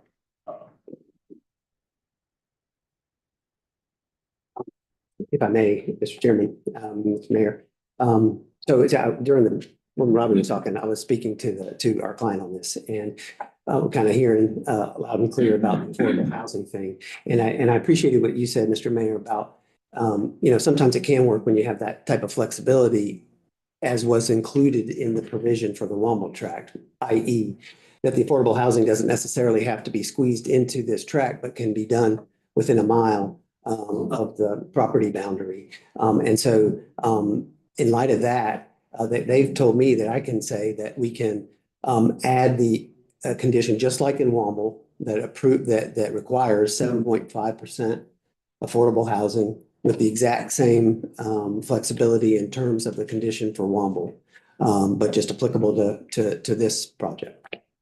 Okay, thank you.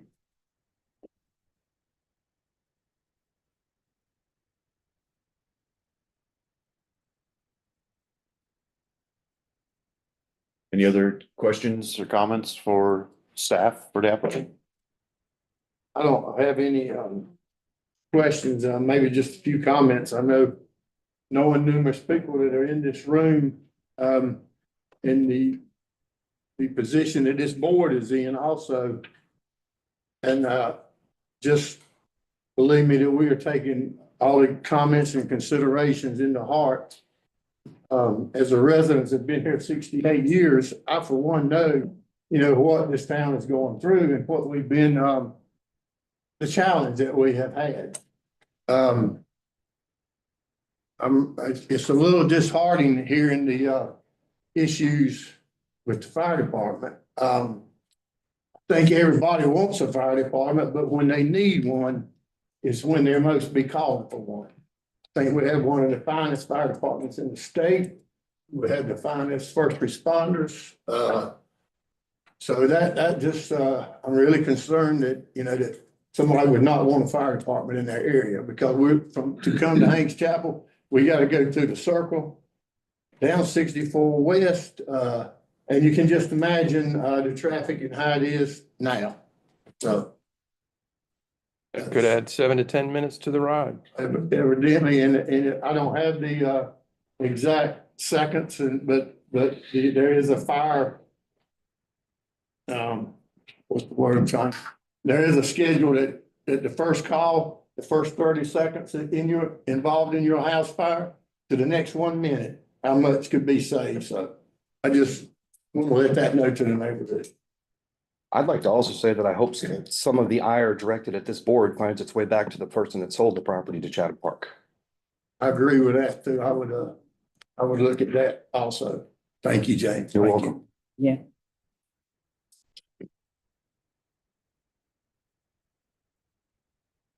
With that in mind, I'd like to read a statement that I prepared. If the board is okay with that. Sure. Like a lot of you on this board, I've read this application with interest and reviewed the input from the community as well. I personally lean to a no vote on this application. I'd like to see more density in appropriate areas of our community so in fact, I support a proposed density of the original 515 units there. Hopefully more affordable living options in our community. That said, I have presented to this body once before an idea for a resolution to be sent forward to the Chatham County Commissioners, requesting a referendum on the ballot for voters to decide whether or not the Chatham County could approve a bond that would be spent on greenway and green space acquisition. In the case of this particular property, such a bond been placed on the ballot and passed by local community would have worked with the county and the town and purchased this tract of land and use it the way it is meant to be used. That's an idea that we might want to consider in the future so that our tension and our angst as we grow has a third option of how to mitigate our growth. So consider that, my friends, for the future. A bond referendum to purchase land. Thank you. Thank you.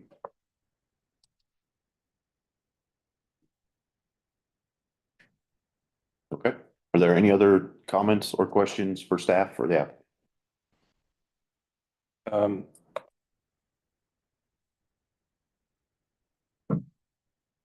Now, I'm tempted to ask this rhetorically, but I think I will ask it as an earnest question. Why is it that the language for the Womble rezoning is now offered for this? Why did we have to go through that particular set of angst and frustration? Why was that not offered with this project up front? It feels like we're getting games played with us. As long as we're getting it. Yeah, I respect the question. It's exactly what I said. Is that in evaluating the project, we felt as though there were some places where affordable housing should be, we could come in and just done affordable housing and not donated the land to the town for the fire station, but it felt like that there were other community needs that were being addressed at the same time. Now, I'm standing here in front of you and I'm hearing two or three of you say, yeah, we want the affordable housing. And, that's how I do. Yes. I do want the affordable Yes, housing. and so that is the reason why you now have it in front of you and you didn't before. Okay. Yeah. I think we've heard unanimity from this board about affordable housing before, many times before. So I hope it doesn't happen again. It makes it much less pleasant. And I really would hope that we could work better together and that you could listen to staff. So I will move to continue the public hearing until the small area plan is approved. Is there a second?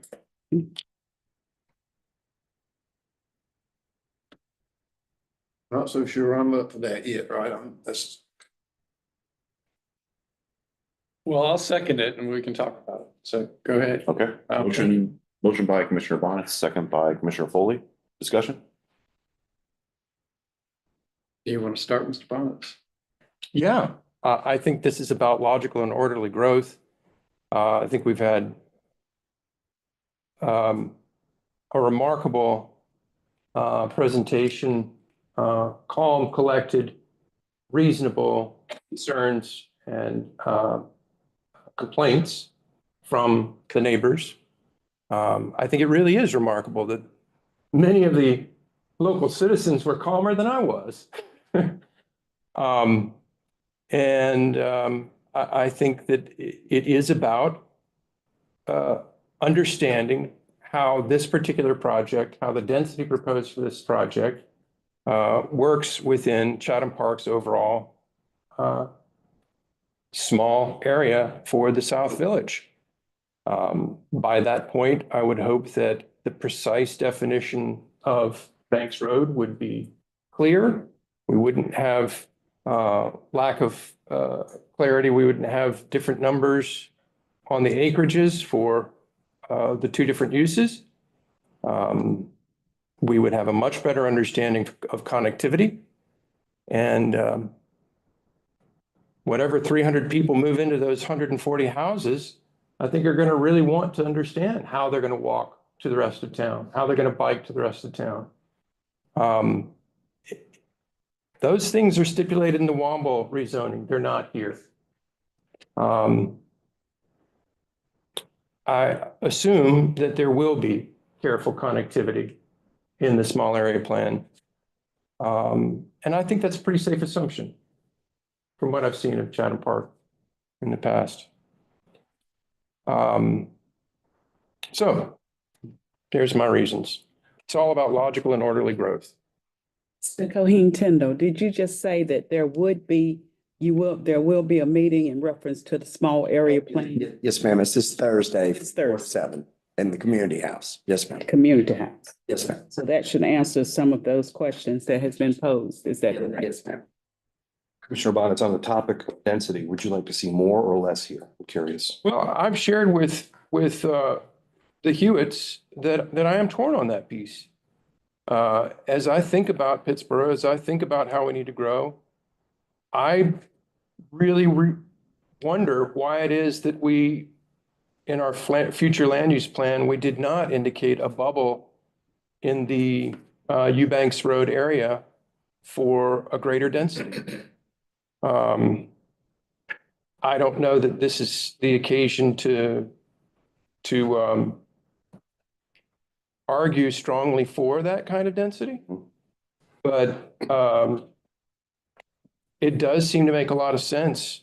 The original proposal of 500 plus units there, if it were tastefully done apartments and condominiums, because of the accessibility to the highway. But again, that's the idea of more density there. And that's why I think we should vote on it tonight. If this goes back, it's going to be more dense. And I don't think that's what we should have there. Well, I mean, like I said, I'm torn. And I did understand that conservation development was an option for RA2. So Robinson corrected me on that. So basically, though, you're saying that the meeting will be Thursday in reference to the small area plan. Yes, ma'am. That should answer some of those questions which has been posed. I think we should continue it then until after the small area plan meeting and then go forward with whatever type of decision to be made. Commissioner Bonds, can you restate, I think you said until the approval of the small area plan? I did. I'm open to friendly amendments. Okay, that's what I was curious, or if do we need to defer to a time certain, or? First of all, the public hearing is closed. Yeah. Oh. You would just be tabling. Okay. Move to table the rezoning until the small area plan is revealed. Published.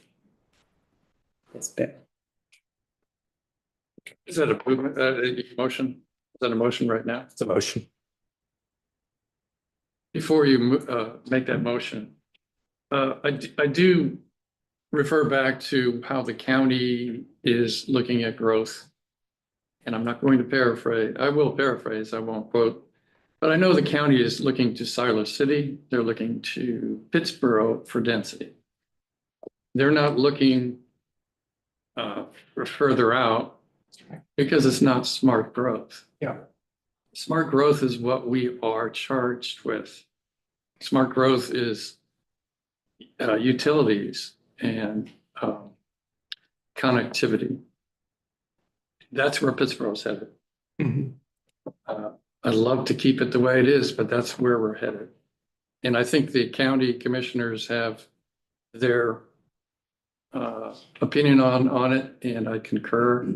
I think they looked at Pittsburgh for density. I think they will be looking for to Siler City for density as well. And that's where I'm coming from today.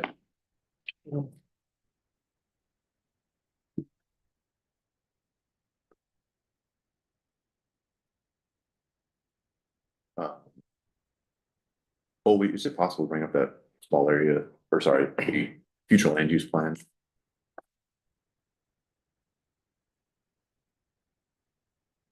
Want to clarify too, one of the questions that came up was if it was conservation or not. I appreciate that. It is not. It's dual designated as employment mixed use and traditional neighborhood development.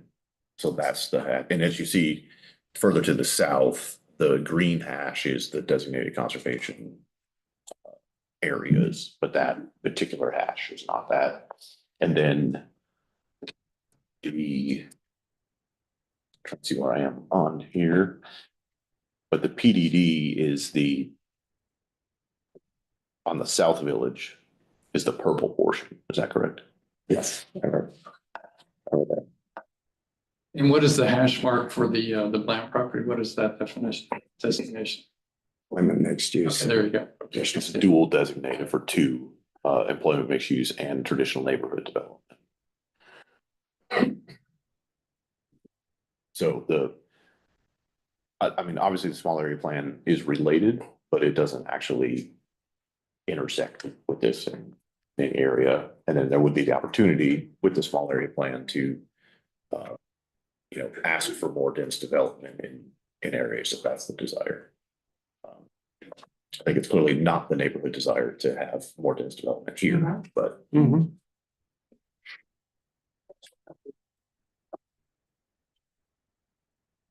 Thank you, Colby. Right, so I think the amended motion on the floor is to table the decision on this until after the small area plan is revealed. Yes, and so for all practical purposes, that means the next board meeting. Okay. Unless we're going to call a special meeting to vote on this one. No, I don't think item. so. Yeah. So do you want to say? Sure. Yeah. Mr. Mayor, one question. You said, this rezoning here, it doesn't even tie into the south area plan. So correct. Why should we wait for the south area plan to vote on this? Because this southern small area plan is going to contain extensive thought and planning for the development of all of Chatham Park's properties that are only, what, an eighth of a mile from here? Is it? An eighth of a mile? Quarter mile? Ish. It's not more than a quarter mile, I don't think. So, okay, it's not contiguous, but.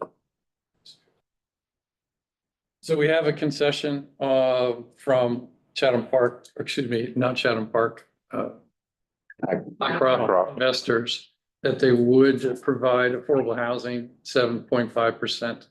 That may not be on the Bland property. Is that correct?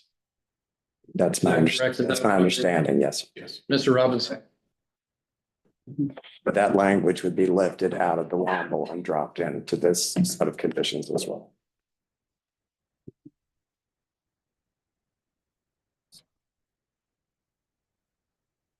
Let's say, so Mr. Bonitz, your amended motion is to postpone this until the February meeting? Yes. Okay. Is there a second for that motion? Well, I think we got a second for the first motion and. Correct. I'm looking for one. Okay, you're asking for a second. Okay. I'll second that. Okay. Is there further discussion on that motion? Can we have another motion on the table? We got to vote first. No, we need to vote on this one. Or ask for an amendment. Yeah. was an amendment, there was a motion made by Mr. Bonitz, and Mr. Was seconded. Mr. Bonitz is trying to amend his motion, which has never been accepted by the seconder. So either you vote on the motion, whichever one it is, or I withdraw that first motion and restate the motion.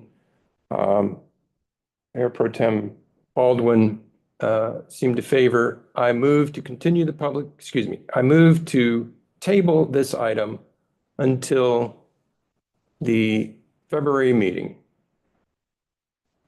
No, I did that because you wanted answers to specific questions. Yes, because of the small area plan. That's why I did that. It's not my preference to do that. Okay. It's just that you wanted additional information. And Mr. Cohen Tingle said that there would be additional information after that small area plan. Yes. Just to clarify. So are you seconding? Yes, I did. Okay. All those in favor of postponing till February? Aye. Aye. All those opposed? Nay. Nay. Nay. Okay. Is there another motion? I'd like to make a motion to approve PB 24-511 as presented for town standards and is consistent with the land use plan. Second. Can we say as presented with the addition of the affordable housing? Yes, with the conditions with affordable housing also. Okay. Second? Seconded. Commissioner Vose, discussion? I'll offer discussion. It is somewhat reassuring that the Highcroft investors are willing to provide a number of affordable housing units and/or workforce housing units on land within the boundaries of the property or within the boundaries of Chatham Park. North Village is the language from the Womble text, or on land within 1 mile of any boundary of the property or Chatham Park North Village, or on other land approved by the Pittsburgh Board of Commissioners that is at least equal to 7.5% of the number of dwelling units constructed on the property, rounding down for any partial unit. So it is somewhat reassuring that, again, Highcroft Investors is offering 1.5% of the number of units on this property as affordable housing elsewhere. 7.5%. Excuse me, 7.5%. Yes, thank you for the correction. Elsewhere. Okay. Any other discussion? Okay. All those in favor, say aye. Aye. Aye. Any opposed? Opposed. Opposed. Okay, motion passes 3-2. Up next is action item for a map amendment to the Powell Place MUPD. It is PB 24466. Okay. How much should we get? Here's the petitioner. I'd like to especially thank those members of the public for coming and speaking. Thank you all. Go ahead. Yeah. Yeah. Yes. Park. Okay. I apologize. All right, does somebody make a motion for a For a 5-minute break. 10 minutes? 10-minute break. Okay. Yeah. Okay, second, all those in favor? Yeah. Aye. Recess 10 minutes, back at 8:40.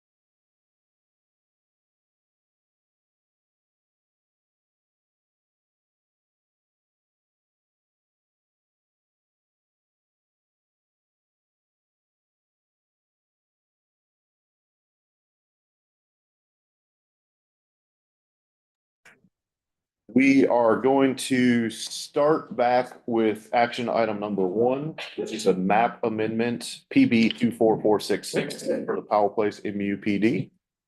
And take it away. Good evening. My name is Jody Lightoff and I represent Powell Place Development Company. We're here as a continuation of our discussion from before the holidays to talk about the transference of 150 residential units that were approved but not used within the residential section of the community over to the mixed use portion of the community. The mixed use portion of the community was allotted 500,000 square feet, 150,000 square feet of hotel, 100,000 square feet of office, 150,000 square feet of commercial residential. We felt that this was a unique request in that it would add a little bit more texture to the community. It would add to some of the goals of the town of Pittsburgh in housing diversity, housing typology, and offering more additional units. We have met, with the HOA board, we've met with the community meeting, the planning board meeting, and we've done the board of commissioners meeting. And for us, what we've heard and what we'd like to address is, number one, the alley that's parallel to Millbrook Drive, right? We had a lot of discussions on the width of that alley and a lot of concerns and listened to the residents. I went back, in the Powell Place MUPD, the alley was defined as 16 feet wide pavement section, right? 20 feet easement, so 2 feet on either side, 4 feet. So 20 feet altogether, but 16 feet of pavement. If you think about a normal drive aisle and a parking lot, that's 24 foot, so 60-foot bay parking lot, 18 feet to park in, then 24 to back up and move. So you can completely understand when they see alleyways attaching to that there's not enough room and the potential for conflicts. We recognize that. And so what we did in the time during the last meeting was say, we will not put any driveways on the alley. We'll leave it single loaded and we'll provide a 15-foot buffer, which then nets out 31 feet as you back out of your driveway. You think of 24 to 31, there's 7 extra feet. That means if we plant that buffer, cars are not backing into the plant material, bending it over, tearing it up, or if there's a fence there, we're not going to build a fence so close to that edge of the pavement that the residents can no longer back out, right? So that's one thing that we clarified in the request. There is a concern over the commercial, and rightly so. It was approved as a mixed-use community. We've been doing a lot of diligence in trying to find the right uses and to stimulate the commercial activity there. We have a site right as you turn in Powell Place Lane, right as you get past the hydro tube site and the road begins, there's a parcel right there that we think is the first step in delivering the commercial because it's in the view shed from 15501. It sets the tone and sets the value equation. And so the question is it 1 or 2 buildings right now? What is that ultimate use? It does want to be a 2-story building and probably mixed use. We've also reached out to a couple of builders to talk about live work. Live work's a different type of unit. You haven't seen, outside of traditionally downtown frameworks, you haven't seen it delivered as a new product. And so we've been talking to builders about getting a live work across the street from this new building. So we have a strong commitment towards a commercial. And then in looking at that entry. Jody, could I just real quick clarifying question? When you say live work, do you mean like 2 or 3 over 1 commercial or? When I think of live work, I think of it as a fee simple townhome with retail on the first floor or adaptable unit that, sometimes people like that loft style because of the taller ceilings and open floor plan, but then a separate 2-story townhome on top. So you can own 3 stories where you can own the whole building, lease out the bottom floor, live in the bottom floor, what have you. Got it. And you've seen this in like Kentlands and Maryland, great examples. Sometimes the stores, because they come in at 800, 1,000 feet, they're market driven, right? They're adaptable. It can be anything from a blind shop to a tax lawyer, the uses there. We were asked about addressing the landscape and the entrance monument, making sure that we preserve enough trees through that entrance. So there's a couple of significant trees in there. One of the other things we've done in the background is Teresa Thompson, assistant planning director, and Ben, town engineer, have actually found some of the original hard stormwater management drawings. So we're getting those brought into our system and our thinking of how we're going to look at the site. But to address the questions from the very beginning, yes, the 152 plus the 150 units that we're moving over will be combined with the remaining 58 units. So I think the final number is like 208 residential units. Let's see, current TIA. Yes, so TIA was updated with the apartments. So, and it was based upon the full 500,000 square feet of commercial activity. And so we do have a current TIA based upon all the work that's been done. And we've actually, there's projects across 15501 that may have influence on Old Rock Spring Cemetery Road. So we're going to reach out to their consultant just to confirm and make sure that we're thinking holistically about Old Rock Spring Cemetery Road infrastructure. And then I think I addressed the buffer with the 15-foot setback from that alley.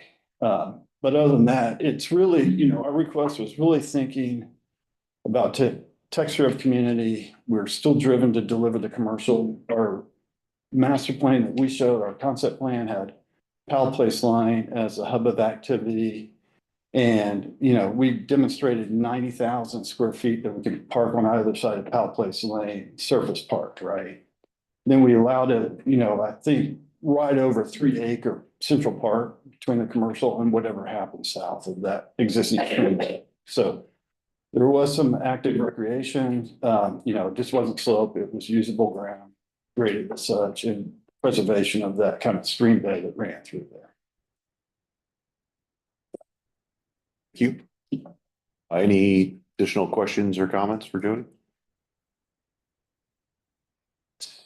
So you are committing to more commercial. I mean, I think we mentioned it last time, Jody, about a lot of our residents in Powell Place moved there a while back because of the commercial that was offered or promised. And I'm glad to see that you're moving forward with that. Yeah. Have you talked to the planning department about the owner? Has he talked to the planning department about altering the 2003 agreement, or we're going to go with that 2003 agreement, or is it 2002? It's 2003 was when the MUPD was approved, and so we're asking for the 2 changes to the document, keeping it, recognizing that I think when we go to staff, if we do deliver another alley, it's not going to be 16-foot wide pavement section. It'll probably be a 20-foot wide pavement section. Okay. So there'll be some adjustments as we get into the final design and detail. And traffic studies? Yep. Tell me about TIA was updated with the apartments so that it took into account the full 500,000 square feet of commercial activity right at the front. Okay. So any of that outflow, coming from Millbrook or Powell Place Lane towards 15501 has already been accounted for in the TIA study and the recommendations. In the future, I think behind Marion Hayes Homes Park, there's going to be another development. Can you comment on the traffic issues that might be generated by all that? I'm not a traffic engineer. And I recognize there's a piece of property back there. I don't know what the request is, whether it's 3 to the acre, 8 to the acre. Same owner? Not us. So we don't own it. We don't have any involvement. I have not seen a plan. I have not been asked or presented. That's good. And then the hotel, do you have? We have a site plan into the town of Pittsburgh right now. We were held back due to the sewer moratorium or lack of sewer availability. Use my words properly. And so Hampton Inn moved forward. We're waiting to see how that occupancy and how it addresses the market, whether there's a need for the second hotel. We do have a flag. We've spent a lot of money on the flag for a hotel. We've talked to them within the last 6 months to extend our agreement with them to keep that flag. So our intent is we built a hotel down in Sanford. So we have built hotels, and we own it. Yeah, so that's our model that we'd like to pursue. Okay, so that's pending market. Market and wastewater allocations. Okay.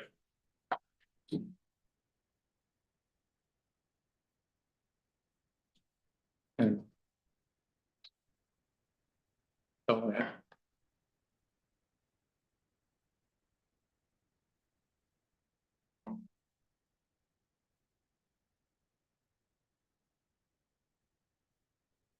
So I guess for the like eastern section then of Rock Springs, Old Rock Springs Church Road, if there's updates that are required of that because of the development, those would happen. We'll address those and coordinate it with the other side of 15501. Most likely. And again, I haven't seen their plans. I know who the traffic consultant is. That's as much as I know right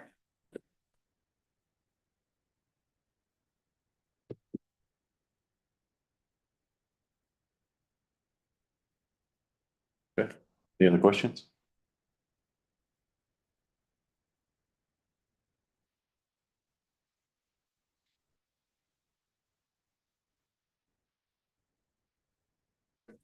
I'll take a motion to approve PB 24466 Powell Place MUPD map amendment as amended.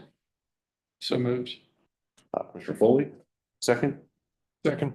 Commissioner Bonitz, all those in favor? Aye. Any opposed? All right, thank you. Okay, up next is the FPIC response letter. Edit.